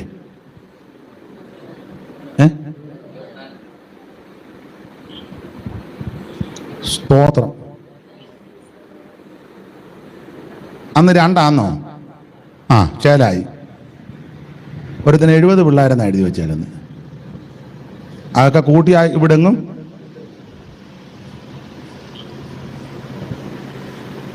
ഒരുപാടിൻ്റെ 70 പിള്ളേരെ കൊന്നെന്നാ. ആ കണക്ക് വെച്ച് നോക്കിയാൽ 50 ലക്ഷം അല്ല, 100 ലക്ഷം അല്ല. ഇനി തർക്കമൊന്നും വേണ്ട. എന്തായാലും കൊള്ള ലക്ഷക്കണക്കിന് ആൾക്കാർ. പിന്നെ നടക്കാൻ മേലാത്ത ഇണക്ക് തെറ്റിയതെല്ലാം വേറെ. അതൊന്നും പിന്നെ എണ്ണിയിട്ടില്ല. എന്തായാലും കൊള്ളാൻ ലക്ഷക്കണക്കിന് ആൾക്കാരാ. ഇവരെല്ലാം കൂടെ മോശയുടെ നേതൃത്വത്തിൽ ഇവർ യാത്ര ചെയ്ത് മരുഭൂമിയിലേക്ക് കയറി. യാത്രയാണ്. ദൈവത്തിൻ്റെ പരിജ്ഞാനം വെളിവാക്കിയ ഒരു കാര്യം പറയാം. ഒത്തിരി ഉണ്ട്. ഒരു കാര്യം തമ്പുരാൻ കൽപ്പന കൊടുത്തവൻ പറഞ്ഞൊരു കാര്യം ചെയ്യും. രാവിലെ മന്ന, വൈകുന്നേരം ഇറച്ചി, പാറയിന്ന് വെള്ളം. അപ്പം ഭക്ഷണ പദാർത്ഥ പാനീയങ്ങൾക്ക് ഒരു പഞ്ഞു ഇടങ്ങഴി വെച്ചാ നല്ല പെരുക്കുന്നത്. ഭക്ഷണം കഴിച്ചാൽ മറ്റ് പ്രക്രിയകളും നടക്കണമല്ലോ. അങ്ങനെ ആണല്ലോ ശരീരം. അത് അത്യാവശ്യവുമാണല്ലോ. ഇവരാന്ന് യാത്ര ചെയ്തു പോവുകയും ചെയ്യുക. അതുകൊണ്ട് പരിജ്ഞാനമുള്ള ദൈവം പറഞ്ഞു, നിന്റെ ആയുധത്തിന്റെ കൂട്ടത്തിൽ പാര വെക്കാനല്ല, ഒരു പാര വേണം. പരിജ്ഞാനം കണ്ടോ? നിങ്ങൾ യാത്ര ചെയ്യുമ്പോൾ രാവിലെ മന്ന കടിക്കും, വൈകിട്ട് കാടപ്പക്ഷി കൊണ്ട് ഇതൊക്കെ ഭക്ഷിക്കുമ്പോൾ ശരീരത്തിന്റെ പ്രകൃതി അനുസരിച്ച് മറ്റ് പ്രക്രിയകൾ നടക്കണം. അപ്പൊ അത് നടക്കുമ്പോൾ ലക്ഷക്കണക്കിന് ആൾക്കാർ കടന്നു പോകുക. മറ്റ് മാരക രോഗവും പകർച്ചവ്യാധിയും വരരുത്. അതിന് പരിജ്ഞാനമുള്ള ദൈവം പ്രമാണം കൊടുത്ത് ഒരു പാര ഉണ്ടായിരിക്കണം. അങ്ങനെ ആ പുസ്തകത്തിൽ ബാഹ്യത്തിന് പുറപ്പെടുമ്പോൾ ആ കയ്യിലൊരു പാര ഉണ്ടായിരിക്കണം. അമേധ്യം അല്ലെങ്കിൽ വർജ്യവസ്തുക്കൾ അത് പാര കൊണ്ട് കുഴിയെടുത്ത് കുഴിക്കകത്ത് മൂടി ക്രമപ്പെടുത്തി വേണം യാത്ര ചെയ്യാൻ. ദൈവത്തിന്റെ പരിജ്ഞാനം എത്ര ശ്രേഷ്ഠമാണ്. ഇപ്പൊ നമ്മുടെ ഈ പാരയുണ്ട്, അത് മുമ്പേ പറഞ്ഞ കാര്യത്തിനൊന്നുമല്ല. അടുത്തിരിക്കുന്ന കുഞ്ഞുഞ്ഞിന് വെച്ചേച്ച് അനങ്ങാതിരിക്കുക. Glory, hallelujah. ഇടയ്ക്ക് നോക്കും വെച്ച പാര, ഹല്ലേലൂ. അതാണ് ഇപ്പൊ ഇരിക്കുന്ന പാര. ആട്ടെ, വിവരിക്കുന്നില്ല. നമുക്ക് പരിജ്ഞാനമില്ലെങ്കിലും വിളിച്ച ദൈവം പരിജ്ഞാനമുള്ളവനാ. നിന്റെ ജീവിതത്തിൽ അറിവുകേട് പലതുണ്ട്, പക്ഷെ വിളിച്ച ദൈവം അറിവുള്ളവനാ. അതാ പത്രോസ് പറഞ്ഞ, തന്റെ മഹത്വത്താലും വീര്യത്താലും നമ്മെ വിളിച്ചവന്റെ പരിജ്ഞാനത്താൽ അവന്റെ ദിവ്യ ശക്തി പ്രിയരെ ജീവനും ഭക്തിക്കും വേണ്ടിയതല്ല നിനക്ക് ദാനം ചെയ്തിട്ടുണ്ട്. ആ വാക്യം ഞാൻ ഇങ്ങനാ പറഞ്ഞത്, നീ ദൈവശക്തികൾ നന്നായിട്ട് നിറഞ്ഞാൽ മതി, അതിനകത്ത് നിനക്ക് ജീവനും ഭക്തിക്കും വേണ്ടിയതെല്ലാം ഉണ്ട്. ഒന്നുകൂടെ മനസ്സിലാകുന്ന ഭാഷ പെന്തിക്കോസുകാരോട് പറയാ, നീ ആത്മാവി നന്നായിട്ടൊന്ന് നിറഞ്ഞ്, നീ ആത്മാവി നല്ലതുപോലെ ദൈവത്തെ മഹത്വപ്പെടുത്തിക്ക്, ആത്മശക്തിയിൽ നല്ലതുപോലെ ഒന്ന് നിറഞ്ഞ്, അതിനകത്ത് നിനക്ക് വേണ്ടതെല്ലാം ഉണ്ടെന്ന്. ജീവനും ഭക്തിക്കും വേണ്ടിയതല്ല, ആത്മശക്തികൾ ദൈവത്തെ. അതുകൊണ്ട് ഞാൻ എപ്പോഴും സഭയിൽ പറയുന്നത്, സഭയിലുള്ള എല്ലാവരും അഭിഷേകം പ്രാപിക്കണം. എല്ലാവരും പാട്ട് പാടുന്നവരും, കൊട്ടുന്നവരും, നാളെ എടുക്കുന്നവരും, വീഡിയോ പിടിക്കുന്നവരും, പ്രസംഗിക്കുന്നവരും, ശുശ്രൂഷിക്കുന്നവരും, സകലയെണ്ണവും പ്രസംഗിക്കുന്ന ഉപദേശി സകലയെണ്ണവും ആത്മസ്നാനം പ്രാപിച്ച് ദൈവത്തെ ആരാധിക്കണം. കുഞ്ഞുങ്ങളെല്ലാം ആത്മസ്നാനം പ്രാപിക്കണം, ദൈവത്തെ ആരാധിക്കണം. Praise the lord. ആമേൻ. അങ്ങനെ ആത്മാവിൽ ബലപ്പെടുമ്പോൾ തന്നെ നമുക്ക് ആവശ്യമുള്ളതെല്ലാം ഉണ്ടെന്ന്. അവന്റെ ദിവ്യ ശക്തിയാൽ ജീവനും ഭക്തിക്കും വേണ്ടിയതെല്ലാം ദാനം ചെയ്തിരിക്കുക. നല്ലതുപോലെ ആത്മാവിൽ അങ്ങോട്ട് ബലപ്പെട്ട്, അത് തന്നെ ഒരു വിടുതലല്ലേ. അതൊക്കെ അനുഭവിക്കുന്ന ദൈവമക്കളെ ഓർത്ത് ദൈവത്തിന്റെ മഹത്വം. നമുക്ക് നമ്മുടെ വിഷയത്തിലേക്ക് മടങ്ങി വരണമല്ലോ. അപ്പോൾ അബ്രഹാമിനെ ദൈവം വിളിച്ചു, തേജോമയനായ ദൈവം. അതാ പ്രവൃത്തി 7 വായിച്ചത്. തേജോമയനായ ദൈവം. ഈ തേജോമയനായ ദൈവത്തിന് വിളി കേട്ട് ഇറങ്ങി തിരിച്ച ആള് ഇപ്പം വന്ന് പെട്ടിരിക്കുന്ന എവിടാ? വരൾച്ച. അതിനെ വരൾച്ചയെ വന്ന് പെടാൻ കാര്യം,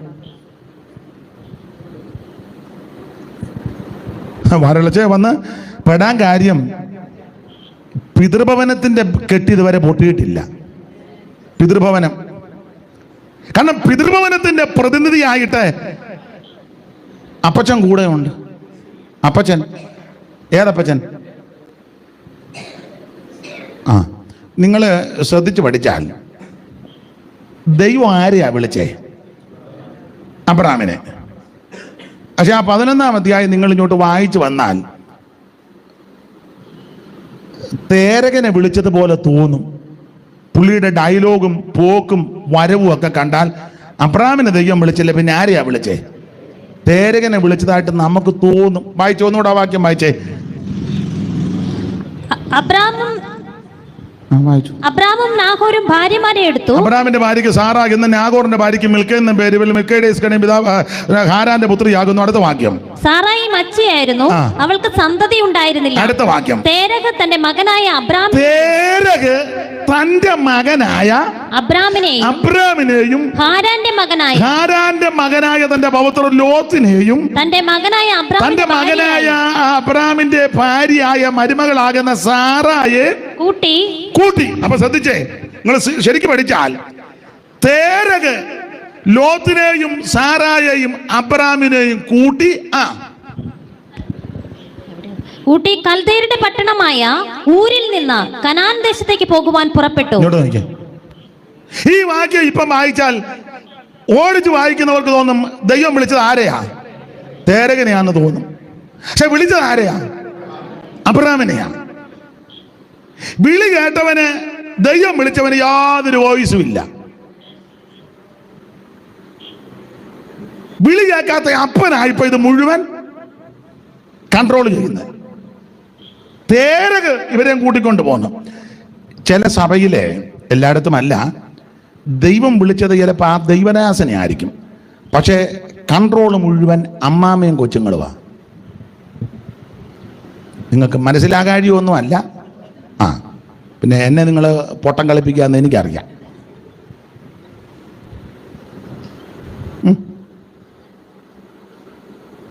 ദൈവം വിളിച്ചത് ആ ദൈവദാസനെയാ. ആ ദൈവദാസനാ ദൈവത്തിന്റെ വിളി കേട്ടത്. പക്ഷേ കൺട്രോൾ മുഴുവൻ എവിടാ? ഞാൻ പൊതുവിൽ അഭിപ്രായം പറഞ്ഞതാ. നിങ്ങൾ എന്നെ ഇങ്ങനെ സ്പർദ്ധിച്ചു നോക്കുവൊന്നും വേണ്ട. കൊടുമുടികളേറിയ പർവ്വതങ്ങളെ നിങ്ങൾ എന്നെ സ്പർദ്ധിച്ചു നോക്കുന്നത് എന്ത്? അനേക സംഭവങ്ങൾ അറിയാം, അതുകൊണ്ടായി പറയുന്നത്. ദൈവം വിളിച്ചവൻ വേണം ലീഡ് ചെയ്യാൻ. മിക്ക സഭകളിലും കൂട്ടായ്മകളിലും പ്രശ്നം വരാൻ കാരണം വിളിയില്ലാത്തവനാ കൺട്രോള്.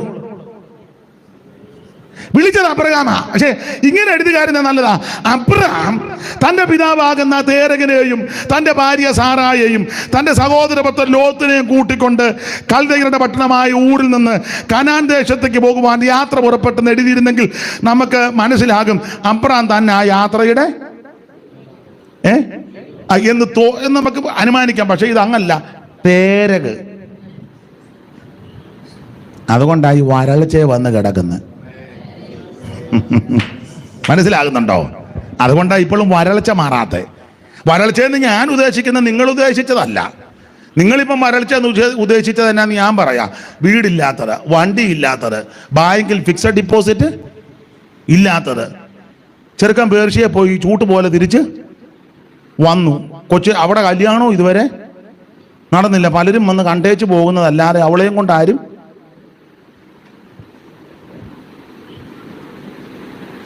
കൂടെ ആശുപത്രി കയറി ഇറങ്ങുന്നത്. നമ്മൾ വരൾച്ചയെന്ന് ഇതൊക്കെയാ. അത് കുഴപ്പമില്ല. ഞാൻ വരൾച്ചയെന്ന് ഉദ്ദേശിച്ചത് ആത്മീക വരൾച്ച. നിനക്ക് പാടാൻ പറ്റുന്നില്ല, പ്രാർത്ഥിക്കാൻ പറ്റുന്നില്ല, ആരാധിക്കാൻ പറ്റുന്നില്ല, കൂട്ടായ്മ കൂടാൻ പറ്റുന്നില്ല, ദൈവത്തെ സ്തുതിക്കാൻ പറ്റുന്നില്ല, കൈയടിക്കാൻ പറ്റുന്നില്ല, നൃത്തം ചെയ്ത് ദൈവത്തെ ആരാധിക്കാൻ പറ്റുന്നില്ല. കാരണം ജീവിതത്തിന് വരൾച്ചയാ. കാരണം പറയാ, വിട്ടുമാറാത്ത ചില വിഷയങ്ങൾ കുടുംബത്തിനകത്തുണ്ട്. നമ്മുടെ വരൾച്ച മാറണമെങ്കിൽ ദൈവം പറഞ്ഞ കാര്യം അക്ഷരം പ്രതി ഒന്ന് അനുസരിക്കാൻ മുതിർന്ന് യാത്ര ചെയ്ത് എന്റെയും നിങ്ങളുടെ ആത്മീക ദാരിദ്ര്യവും വരൾച്ചയും ദൈവം മാറ്റും. ഇത് ഹാരാനിൽ വന്ന് പാർക്കുക. എന്തായാലും വിവരിക്കുന്നില്ല. ആ ഹാരാനിൽ വന്ന് പാർത്തു. അടുത്ത വാക്യം വായിച്ചേ. തേരകിന്റെ ആയുഷ്കാലം 205 സംവത്സരമായിരുന്നു. തേരക് ഹാരാനിൽ വെച്ച് ഏതായാലും തേരക് ഹാരാനിൽ വെച്ച് മരിച്ചു. തേരക് ഹാരാനിൽ വെച്ച് മരിച്ചു. തേരക് മരിച്ചപ്പോൾ ദൈവം 12-ാം അധ്യായത്തിൽ അബ്രാമിനോട് ഇടപെട്ടു. അബ്രാമിനോട് അരുളിച്ചത് എന്തെന്നാ, നീ നിന്റെ ദേശത്തെയും ചാർച്ചക്കാരെ പിതൃഭവനത്തെ വിട്ട് പുറപ്പെട്ട് ഞാൻ നിന്നെ കാണിപ്പാനിരിക്കുന്ന ദേശത്തേക്ക് പോകും എന്ന് പറഞ്ഞാൽ നീ ഹാരാനി പാർക്കാനല്ല എന്റെ ഹിതം. ഞാൻ ഉദ്ദേശിച്ച സ്ഥലത്ത് നീ എത്തണം. ചില സാഹചര്യങ്ങളും സമ്മർദ്ദങ്ങളും ചില സാവകാശങ്ങളൊക്കെ നോക്കി ചിലയിടങ്ങളിൽ തമ്പടിക്കാനല്ല ദൈവം നമ്മെ വിളിച്ചു പാർദ്ധരിച്ചത്. ദൈവത്തിന്റെ വിളിയുടെ ആഴം മനസ്സിലാക്കി, ഉദ്ദേശം മനസ്സിലാക്കി, എഫേസ്യ ലേഖനത്തിന്റെ ഭാഷ പറഞ്ഞ അവന്റെ വിളിയുടെ ആശ ഇന്നെന്ന് ഗ്രഹിച്ചു മനസ്സിലാക്കി വിളിക്ക് യോഗ്യമായി യാത്ര ചെയ്താൽ, മുൻപോട്ട് പോയാൽ നിന്റെ ജീവിതത്തിന്റെ വരൾച്ചയും തകർച്ചയും മാറ്റി ഉദ്ദേശിക്കുന്ന സ്ഥലത്ത് ദൈവം നിന്നെ എത്തിക്കും. Price the Lord. അങ്ങനെ യാത്ര ചെയ്ത് ഓടിച്ച് മുമ്പോട്ട് പോകാം. യാത്ര ചെയ്ത് മുമ്പോട്ട് പോയി. അപ്രകാരം കനാനിൽ വന്നു. കനാനിൽ വന്ന ഉടനെ പുള്ളി ഒരു യാഗപീഠം അങ്ങ് പണിതു. 12-ാം അധ്യായത്തിന്റെ 8 മുതൽ വായിച്ചേ. അവൻ അവിടെ നിന്ന് ബേതേലിന് കിഴക്കുള്ള മലയ്ക്ക് പുറപ്പെട്ടു. ബേതേൽ പടിഞ്ഞാറും ഹായി കിഴക്കുമായി കൂടാരമടിച്ചു. അവിടെ അവൻ യഹോവയ്ക്ക് ഒരു യാഗപീഠം പണിതു. അപ്പോൾ അബ്രഹാം ഇപ്പം വിളിക്ക് യോഗ്യമായിട്ട് അങ്ങോട്ട് പോകുക. യാഗപീഠം ആരാധനയെ കാണിക്കുന്നതാ. അങ്ങനെ അപ്പൊ യാത്ര ചെയ്ത് യാഗപീഠം പണിത് ദൈവത്തെ ഈ പിതൃഭവനവും ചാർച്ചയെല്ലാം കണ്ടമാനം കടന്ന് കുഴഞ്ഞാൽ ആരാധന ശരിയാകുകയല്ല. ഇപ്പോഴും പലരുടെ ആരാധന ശരിയല്ലല്ലോ. കാരണം പാരമ്പര്യങ്ങൾ പലതും ഇതുവരെ വിട്ടിട്ടില്ല. ഒത്തിരി നമ്മൾ വിടേണ്ടതുണ്ട്. ആ ഭാഗത്തേക്ക് ഇപ്പൊ പോകുന്നില്ല. ദൈവം അനുവദിക്കാൻ നാളെ. ഇവിടെ യാഗപീഠം പണിത് ദൈവത്തെ ആരാധിക്കുക. ഇങ്ങനെ ആരാധിച്ച് അപ്രകാരം അല്പം കഴിഞ്ഞ് ഒരു ചെറിയ അപാകത വന്നു. ചെറുതല്ല, വലുതാ. പാളിച്ച. അബ്രഹാമിന്റെ ജീവിതത്തിലെയും ഒരു ചെറിയ പാളിച്ച. അബ്രഹാം ക്ഷാമം വന്നപ്പോൾ നേരെ മിസ്രയീമിലോട്ട് പോയി. 12:10. ദേശത്ത് ക്ഷാമമുണ്ടായി. ദേശത്ത് ക്ഷാമം കഠിനമായി തീർന്നത് കൊണ്ട് അബ്രഹാം മിസ്രയീമിൽ ചെന്ന് പാർപ്പാൻ. അബ്രഹാം നേരെ മിസ്രയീമിൽ ചെന്ന് പാർപ്പാൻ അവിടേക്ക് പോയി. കണ്ടോ, ദേശത്ത് ക്ഷാമം വന്നപ്പോൾ അബ്രഹാം നേരെ മിസ്രയീമിലോട്ട് പോയി. ഓടിച്ചു മുമ്പോട്ട് പോയി. അബ്രഹാം മിസ്രയീമിൽ പോയതിന്റെ കെടുതി ഇന്ന് വരെ തീർന്നിട്ടില്ല. വിളി കേട്ടവൻ റൂട്ട് മാറി വേറെ വഴിക്ക് തിരിഞ്ഞാൽ അവൻ മാത്രമല്ല അനുഭവിക്കുന്നത്, അവനോട് ബന്ധപ്പെട്ട് നിൽക്കുന്ന മുഴുവനെണ്ണം അനുഭവിക്കും. കനാലിലോട്ട് പോകേണ്ട പുള്ളി ക്ഷാമം വന്നപ്പോൾ നേരെ മിസ്രയീമിലോട്ട് പോയി. ചതഞ്ഞ ഓടക്കോലാകുന്ന മിസ്രയീമിനെ ആശ്രയിക്കരുതെന്ന അബ്രഹാം നേരെ ഈ പോകുക മാത്രമല്ല, പോകാൻ നേരത്ത് സിസ്റ്റർ സാറായോട് പറഞ്ഞു, പിന്നെ നമ്മൾ മിസ്രയീമിലോട്ട് പോകാമെന്ന് പറഞ്ഞു. അപ്പോൾ അമ്മാമ്മ പറഞ്ഞു, കനാനിൽ പോകാമെന്ന് പറഞ്ഞാന്നല്ലോ നമ്മൾ അവിടുന്ന് ഇറങ്ങി. നിങ്ങൾ ഇടയ്ക്കിടയ്ക്ക് പാട്ടുമൊക്കെ പാടുമായിരുന്നല്ലോ, മനോഹരമായ കനാൻ.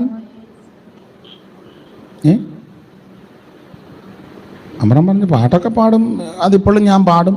പക്ഷെ നമ്മൾ സാഹചര്യം കൂടെ നോക്കണം. നമ്മളിപ്പം കനാനിൽ പോകത്തില്ല, നമ്മൾ മിശ്രയും.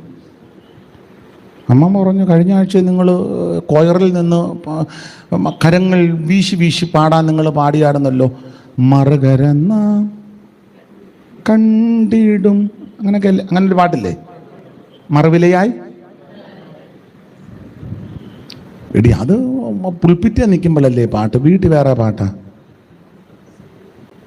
അങ്ങനെയുള്ള ആൾക്കാരുണ്ട്. പുൽപ്പിറ്റയിൽ വരുമ്പോൾ ഒരു പാട്ട്, വീട്ടിൽ ചെല്ലുമ്പം വേറൊരു പാട്ട്. അഭിപ്രായ വ്യത്യാസം വരുമ്പം കൊടുങ്ങല്ലൂർ സൈഡിലെ പാട്ടും.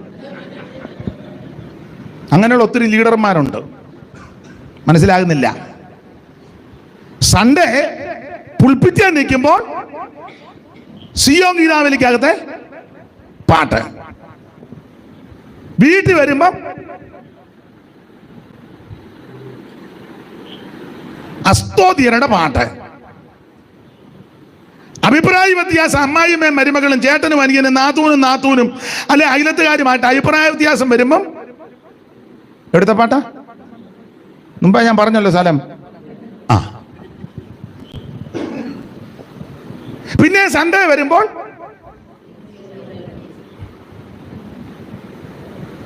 നീ സൺഡേയിലെ പാട്ട് തന്നെ വേണം മൺഡേയിലും പാടാൻ. ആ പാട്ട് തന്നെ ആയിരിക്കണം വീട്ടിലും പാടാൻ. ആ പാട്ട് തന്നെ ആയിരിക്കണം ഓഫീസിൽ ചെല്ലുമ്പോഴും പാടാൻ. പാടുന്നുണ്ട്. ആ പാട്ട് തന്നെ ആയിരിക്കണം പരസ്യോഗത്തിനും. അത് തന്നെ ആയിരിക്കണം ജീവിതം മുഴുവൻ, അതായിരിക്കണം. മനസ്സിലാകുന്നുണ്ടോ? അപ്പോഴേക്കും സാറായോട് പറഞ്ഞു നമ്മൾ മിസ്രൈമിലോട്ട് പോവാ. ഞാൻ സഭയുടെ പേരൊന്നും പറയുന്നില്ല. ഞാൻ ഒരു സഭയിലെ പ്രധാനപ്പെട്ട ആളോട് ചോദിച്ചു, നിങ്ങൾ വിശ്വാസികളെ ഒന്നും ഇവിടെ നിർത്തി പാടിപ്പിക്കുന്നില്ലല്ലോ, നിങ്ങളുടെ കൺവെൻഷനും പ്രധാനപ്പെട്ട യോഗങ്ങൾക്കൊന്നും. എല്ലാവരും പറഞ്ഞ് പാടിപ്പിക്കുകയല്ല. ഞാൻ ചോദിച്ചു, നന്നായിട്ട് പാടുന്നവരുണ്ടല്ലോ, ഞങ്ങൾ വളരെ അതുപോലെ സംസാരിക്കും. പാടുന്നവർ കാണും, അല്ല അവർക്ക് കൂടെ ഒരു അവസരം.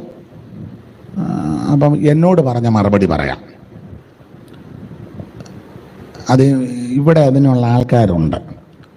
ഇവർ സൺഡേയും ഇവിടെ ഇരുന്ന് തന്നെ പാടും, മൺഡേയിലും ഇവിടെ ഇരുന്ന് തന്നെ പാടും, വെനസ്ഡേയിലും ഇവിടെ തന്നെ ഇരുന്ന് പാടും, ഫ്രൈഡേയും ഇവരിവിടെ ഇരുന്ന് പാടും. അവർ അവിടെ തന്നെ ഇരുന്നേ പാടൂ. ഇതിനിടയ്ക്ക് അവർ വേറെ പാട്ടിന് പോവുകയല്ല. സൺഡേ ഇവിടെ സ്തുതി ചെയ് മനമേ എന്ന് പാടിയിട്ട് വെനസ്ഡേ വേറെ പരിപാടി വരുമ്പോൾ പൊന്നരിവാൾ അമ്പിളിയിൽ കണ്ണെറിയുന്നോളെ എന്ന് പാടാൻ മനസ്സിലാകുന്നില്ല. ബാക്കി നാളെ, ഇന്നിപ്പം ഞാൻ വന്ന് മട്ട വന്ന് പിടിച്ചെന്നേ ഉള്ളൂ. മനസ്സിലാകുന്നുണ്ടോ? ഞാൻ ഒരാളെ ഉന്നമ്മ ചൊല്ലി പറയുന്നത്. സ്തുതി ചെയ്യും മനമേ എന്നുള്ള പാട്ട് പാടിയ തിങ്കളാഴ്ച അവരത് തന്നെ പാടുന്നേ, ചൊവ്വാഴ്ച. എല്ലാവരുടെയും കാര്യമല്ല, നമ്മുടെ ഇടയിൽ ചോദിച്ചാൽ ആ സഭക്കാരെ ഒഴിച്ചു നിർത്തി മറ്റ് പല ഉണ്ടല്ലോ എല്ലാവരുടെയും കാര്യമല്ല കേട്ടോ, എല്ലാവരുടെയും കാര്യമല്ല, തെറ്റിദ്ധരിക്കരുത്. എന്നാൽ പല ആൾക്കാരും ഇതിനിടയ്ക്ക് വേറെ പല പാട്ട് പാടാൻ പോകും. അപ്പോൾ അവരെന്നോട് പറഞ്ഞു, അതുകൊണ്ട് അവർ അങ്ങനെ പോട്ടെ, ഇവർ തന്നെ പാടും, ഇവർ പാടുന്ന ഉണർവ് മതി നമുക്ക്. അവർ പാടുന്ന ഉണർവ് മതി. ആ ഉണർവ് പ്രതീക്ഷിച്ചാൽ ഇവിടെ വരുന്നവരും. അല്ലാതെ കത്തട്ടെ, അത്തി കത്തട്ടെ. ഞാൻ എന്നെയും കൂടെ പ്രതിയാക്കിയായി പറയുന്നത്. സൺഡേയിലെ പാസ്റ്റർ തന്നെ ആയിരിക്കണം മൺഡേയിലും. സ്റ്റേജിൽ നിൽക്കും, നമ്മുടെ പാസ്റ്റർ. ടൗണിൽ നിന്നപ്പോൾ ആരാ ഫുട്ബോൾ കളിക്കാരനാന്നു. അല്ലല്ല നമ്മുടെ പാസ്റ്റർ പറഞ്ഞ മനസ്സിലായി കാണുമല്ലോ. ഇന്നിപ്പോൾ അത്ര പറയുന്നുള്ളൂ. ഞാൻ എന്നെയും കൂടെ പ്രതിയാക്കിയായി പറയുന്നത്, അല്ല ഒരാളെ ഉന്നം വെച്ചോ ഒരു സഭയെ ഉന്നം വെച്ചല്ലേ പറയുന്നത്. ദൈവത്തെ സ്തുതിക്കുന്ന ഈ നാവ് കൊണ്ട് മറ്റൊരു പാട്ടിന് പോകരുതെന്നായി പറഞ്ഞത്. ജീവൻ പോകുവോളം. Praise the Lord. അപ്പൊ അവർക്ക് സിസ്റ്റർ സാറോട് പറഞ്ഞു നമ്മൾ മിസ്രൈമിലോട്ട് പോവുക. അപ്പൊ അമ്മാമ്മ പറഞ്ഞു നമ്മൾ കനാനിൽ പോവാൻ. കനാനിലൊക്കെ പോകും, പക്ഷെ നമ്മൾ പിന്നെ അമ്മാമ്മ ഓർത്താലും ഇറങ്ങി തിരിച്ചല്ല. ഇപ്പം എന്നായി നിന്നെയും ഇട്ടേച്ച് പോയിട്ടും വലിയ കാര്യമൊന്നും. അബ്രഹാം പറഞ്ഞു പിന്നെ സാറാമ്മേ നീ ഒരു ചെറിയ അഡ്ജസ്റ്റ്മെൻറ്റ് നടത്തണം. അതിന് നമ്മൾ മിസ്രൈമിൽ ചെല്ലുമ്പം ഭാര്യയാന്ന് പറയരുത്, സിസ്റ്ററാന്നേ. എന്നാൽ സാറാൻ പറഞ്ഞു നമ്മൾ പെന്തിക്കോസുകാരാ, കള്ളം. അബ്രഹാം പറഞ്ഞു ആരാ അതിന് കള്ളം പറഞ്ഞ്? പിന്നെ വായിച്ചു വരുമ്പോൾ ഇങ്ങനെ വായിക്കുന്നത്, അവളെൻ്റെ അപ്പൻ്റെ മകള് തന്നെ, വാസ്തവമായിട്ട് അവളെൻ്റെ പെങ്ങള് തന്നെ. അപ്പൊ കള്ളവും പറഞ്ഞിട്ടില്ല. ആട്ടെ, രണ്ടുപേരുടെ അഡ്ജസ്റ്റ്മെന്റിൽ മിസ്രൈമിൽ പാർത്തു. ഞാനൊരു കാര്യം ദൈവമക്കളോട് എപ്പോഴും ഞാൻ പറയും, ഈ അഡ്ജസ്റ്റ്മെന്റിൽ താമസിച്ചാൽ ആത്മീയത്തിലെ അഡ്ജസ്റ്റ്മെന്റ് ചെയ്താൽ ഇഷ്ടം പോലെ കാശുണ്ടാക്കാം. അഡ്ജസ്റ്റ്മെന്റിൽ പോയാൽ കോടികൾ സമ്പാദിക്കാം. എന്നാൽ നീ പ്രമാണത്തിനും ഉപദേശത്തിനും പരമാർത്ഥത്തിനും നീതിക്കും ന്യായത്തിനും നിന്ന് നിനക്കൊന്നും ഉണ്ടാക്കാൻ ഒക്കുകയല്ല, ഒക്കത്തില്ല. അഡ്ജസ്റ്റ്മെന്റിൽ ഒന്ന് പോയ ഒരു കുഴപ്പം കോടികൾ ഉണ്ടാക്കാം. വായിച്ച അഡ്ജസ്റ്റ്മെന്റിലായിരുന്നു മിസ്രൈമിലെ ജീവിതം. അതുകൊണ്ട് എന്തോ സംഭവിച്ചു? 13-ന്റെ 1 വായിരു വേഗത്തിൽ. ഇങ്ങനെ അബ്രാമും ഭാര്യയും അവനുള്ളതൊക്കെയും അവനോട് കൂടെ ലോത്തും മിസ്രൈമിൽ നിന്ന് പുറപ്പെട്ട് തെക്കേ ദേശത്ത് വന്നു. കന്നുകാലി, വെള്ളി, പൊന്ന് ഈ വകയിൽ അബ്രാം ബഹുസമ്പന്നനായി. ശ്രദ്ധിച്ച ഇഷ്ടം പോലെ സമ്പത്ത്. ഇത് മിസ്രൈമിൽ പാർത്ത കാലത്ത് കണ്ടമാനം സമ്പത്ത് കിട്ടി, ഇഷ്ടം പോലെ. ഞാനൊരു 10-13 കൊല്ലം മിസ്രൈമിൽ പാർത്തെന്നാണ്. ആ മിസ്രൈമിലെ ജീവിതം അഡ്ജസ്റ്റ്മെന്റ് ആയിരുന്നു. പെങ്ങളാന്നേ, ആര് ചോദിച്ചാലും പെങ്ങളാന്നേ പറയാവോ, വൈഫാന്ന്, അഡ്ജസ്റ്റ്മെന്റ്. ആ പാർപ്പിൽ ഇഷ്ടം പോലെ സ്വത്തുണ്ടാക്കി കിട്ടി. അപ്പൊ ഞാൻ അതിന്റെ ഒരു വശം പറയാ, ആത്മീക ജീവിതത്തിൽ അഡ്ജസ്റ്റ്മെന്റ് പോയാൽ ഇഷ്ടം പോലെ ഉണ്ടാക്കാം. ഉപദേശം വെച്ചിട്ട് നയിച്ചേ കാശ് ഇഷ്ടം പോലെ. നമ്മുടെ പ്രസംഗം കേട്ടാ 10 രൂപ തരാനുള്ളവനും കൂടെ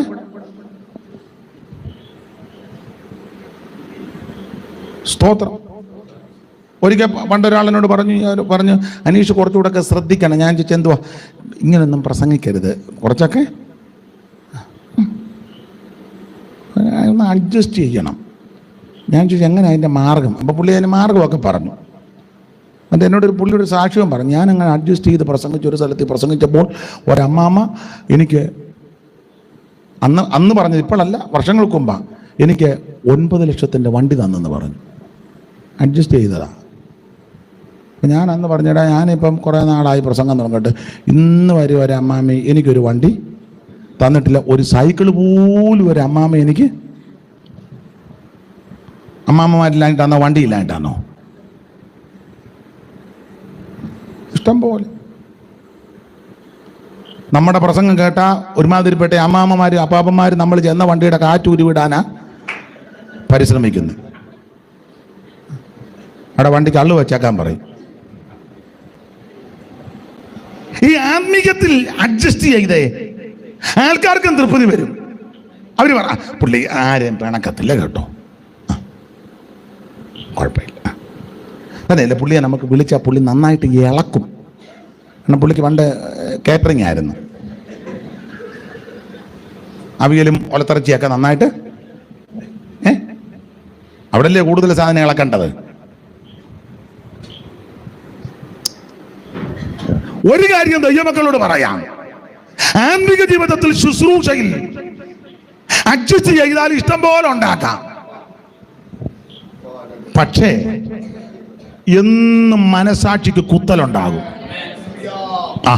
അങ്ങനെയുള്ളവരോട് ചോദിച്ചോ, ഇവിടെ നല്ല പ്യുവർ പെന്തിക്കോസ് ഉപദേശം പ്രസംഗിച്ച പല ആൾക്കാരും വേറെ രാജ്യങ്ങളിൽ ചെന്ന് വേറെ ഉപദേശത്തിൽ കൂടി തിരിച്ചു വന്ന് കോടികൾ സമ്പാദിച്ചു. പക്ഷെ അന്നും ഇന്നും ഈ കറക്റ്റ് ഉപദേശത്തിന് വേണ്ടി നിന്ന ദൈവദാസന്മാർ പലരുണ്ട്. അവർക്കൊത്തിരി സ്വത്തൊന്നും ഉണ്ടാക്കാനൊത്തില്ല, പേരും പ്രശസ്തിയും ഒന്നും അധികം കിട്ടില്ല. പക്ഷെ ഒരു കാര്യം പറയാം, അവർ മുട്ടുമടക്കുമ്പോൾ മനസാക്ഷിക്ക് ഒരു കുഴപ്പവും വരികയല്ല. ലോകത്തിന്റെ ദൃഷ്ടിയിൽ, മറ്റുള്ളവരുടെ ദൃഷ്ടിയിൽ ചിലപ്പോൾ വലിയ വീടൊന്നും വെച്ച് കാണുകയല്ല, 2-3 കോടിയുടെ വണ്ടിയൊന്നും കണ്ടെന്ന് വരികയല്ല, വലിയ പ്രതാപവും പ്രശസ്തി ഒന്നും കിട്ടിയെന്നും വരികയല്ല.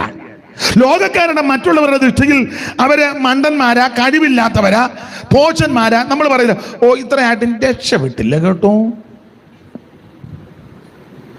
പുള്ളിക്ക് ഒത്തിരി അവസരം കിട്ടിയതാ. പക്ഷെ ഒരു കാര്യം പറയാം, മുഴങ്കാലം അടക്കുമ്പം നല്ല പ്രാഗൽഭ്യമാണ്. അതല്ലേ ഏറ്റവും വലുത്, അതാ ഏറ്റവും വലുത്. മറ്റേത് കോടിക്കണക്കിന് സമ്പാദിച്ചു, ആൾക്കാർക്കൊക്കെ വലിയ കാര്യമൊക്കെയാ. പക്ഷേ അവർ വ്യക്തിപരമായിട്ടിരിക്കുമ്പോൾ എന്നും മനസാക്ഷിക്ക് കുത്തല് വരും. അതുകൊണ്ട് ഞാൻ ദൈവകൃപയെ ശരണപ്പെട്ട് പറയാം, നിങ്ങൾക്ക് വലിയ പേരും പ്രശസ്തിയും സ്ഥാനവും മാനവും ഒന്നും ലഭിച്ചില്ലെങ്കിലും നല്ലൊരു മനസാക്ഷിയുണ്ടോ? ദൈവസന്നിധി മുഴങ്കാലം അടക്കുമ്പോൾ മനസാക്ഷി കുറ്റം വിധിക്കുന്നില്ലെങ്കിൽ രക്ഷപ്പെട്ടെന്നുള്ളതാണ്. ദൈവത്തോട് പ്രാഗൽഭ്യം ഉണ്ടായിരിക്കണം. Price the Lord. അതുകൊണ്ട് ആമേൻ, ഉപദേശത്തിന് വേണ്ടി നിൽക്കുവാൻ, പ്രമേണത്തിന് വേണ്ടി നിൽക്കുവാൻ, പ്രതിഷ്ഠയോടെ നിൽക്കുവാൻ ഇന്ന് രാത്രി ആര് സമർപ്പിക്കും അവരെ ദൈവം അനുഗ്രഹിക്കും. നിനക്ക് നിന്റെ സന്തതിക്ക് ഒരു ദോഷവും വരികയില്ല. നിന്റെ സന്തതി അധപ്പതിക്കാൻ ദൈവം അനുവദിക്കത്തില്ല. നിന്റെ കുടുംബത്തിന് അനർത്ഥം വരാൻ ദൈവം അനുവദിക്കത്തില്ല. നിനക്ക് നാശം വരാൻ ദൈവം അനുവദിക്കത്തില്ല. നീതിമാന്റെ സന്ധി അപ്പം ഇരക്കത്തില്ല. അവൻ യഹോവ ഭക്തന് ദൃഢധൈര്യമുണ്ട്, അവന്റെ മക്കൾക്ക് ശരണമുണ്ട്. ഇന്ന് രാത്രി പ്രമാണത്തിന് വേണ്ടി, വ്യവസ്ഥയ്ക്ക് വേണ്ടി നിൽക്കുന്ന ദൈവത്തിന്റെ പൈതല്, നിനക്ക് നിന്റെ കുടുംബത്തിന് ദോഷം വരാൻ ദൈവം അനുവദിക്കത്തില്ല. ദൈവത്തിന് മഹത്വം, ദൈവത്തിന് മഹത്വം, ദൈവത്തിന് മഹത്വം. നിനക്ക് ദോഷം വരാൻ ദൈവം അനുവദിക്കത്തില്ല. യഹോവ നിന്നെ ചുറ്റി പരിപാലിക്കും. യഹോവ ഇങ്ങനെ ദോഷവും തെറ്റാതെ വേണം നിന്നെ പരിപാലിക്കും. അവൻ നിന്റെ പ്രാണനെ പരിപാലിക്കും. യഹോവ നിന്റെ ഗമനത്തെയും ആഗമനത്തെയും ഇന്ന് മുതൽ എന്നേക്ക് പരിപാലിക്കും. അനർത്ഥങ്ങൾ വ്യസനത്തിന് കാരണമായി ഭവിക്കാതെ അനർത്ഥ ദിവസത്തിൽ കൂടാരത്തിൽ ഒളിപ്പിച്ച് തിരുനിവാസത്തിന്റെ മറവിൽ നിന്നെ മറച്ച് ഒരാ പേരമേൽ നിന്നെ ഉയർത്തുന്ന ഒരു ദൈവമുണ്ട്. ദൈവത്തിന് മഹത്വം,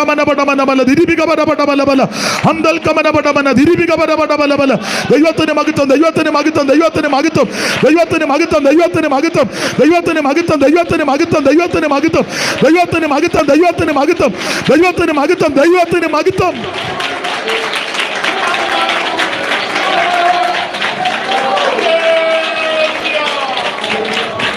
കരമുയർത്തി ദൈവത്തെ സ്തുതിച്ചാട്ടെ. ബഹുമാന്യ ദൈവദാസൻ 9 മണി വരെ സമയം പറഞ്ഞ് സൂക്ഷം 9 ആയി. ദൈവം അനുവദിച്ചാൽ നമുക്ക് നാളെ വൈകിട്ട് ഇതിൻ്റെ ശേഷമുള്ള ഭാഗം നമുക്ക് ദൈവകൃപയെ ശരണപ്പെട്ട് ധ്യാനിക്കുകയും ദൈവസന്നിധിയിൽ ബലപ്പെടുകയും ചെയ്യുവാൻ അവസരം ദൈവം തരട്ടെ. കരമുയർത്തി ദൈവത്തിന് മഹത്വം കൊടുത്താട്ടെ. രോഗദുഃഖം ഏറിടും നേരം ഇഷ്ടദായകനാം യേശു ആശ്വാസമേകും. പാട്ടുകാർ വന്നാട്ടെ. രോഗദുഃഖം ഏറിടും നേരം ഇഷ്ടദായകനാം യേശു ആശ്വാസമേകും. ഓ കഷ്ടതയേറ്റ പ്രിയൻ കൂടെയുള്ളതാ പോയിടാൻ ധൈര്യമായി നാഥൻ പാതയിൽ. ഓ കഷ്ടതയേറ്റ പ്രിയൻ കൂടെ കൈയടിച്ച് ചേർന്ന് പോയിടാൻ ധൈര്യമായ നാഥൻ പാതയിൽ. ഓ എന്റെ ദൈവമെല്ലാം ഓ അണച്ചിടുമാനും എന്റെ ദൈവമെല്ലാം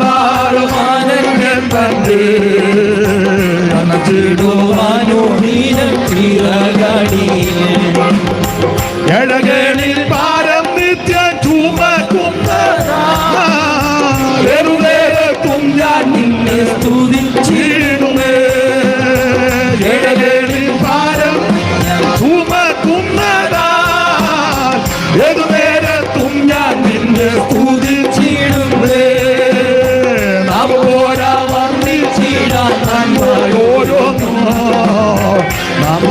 കൊണ്ടെന്റെ ഉള്ളം നിറയുന്നപ്പാ അതുപോലെ വർണ്ണിച്ചിടാൻ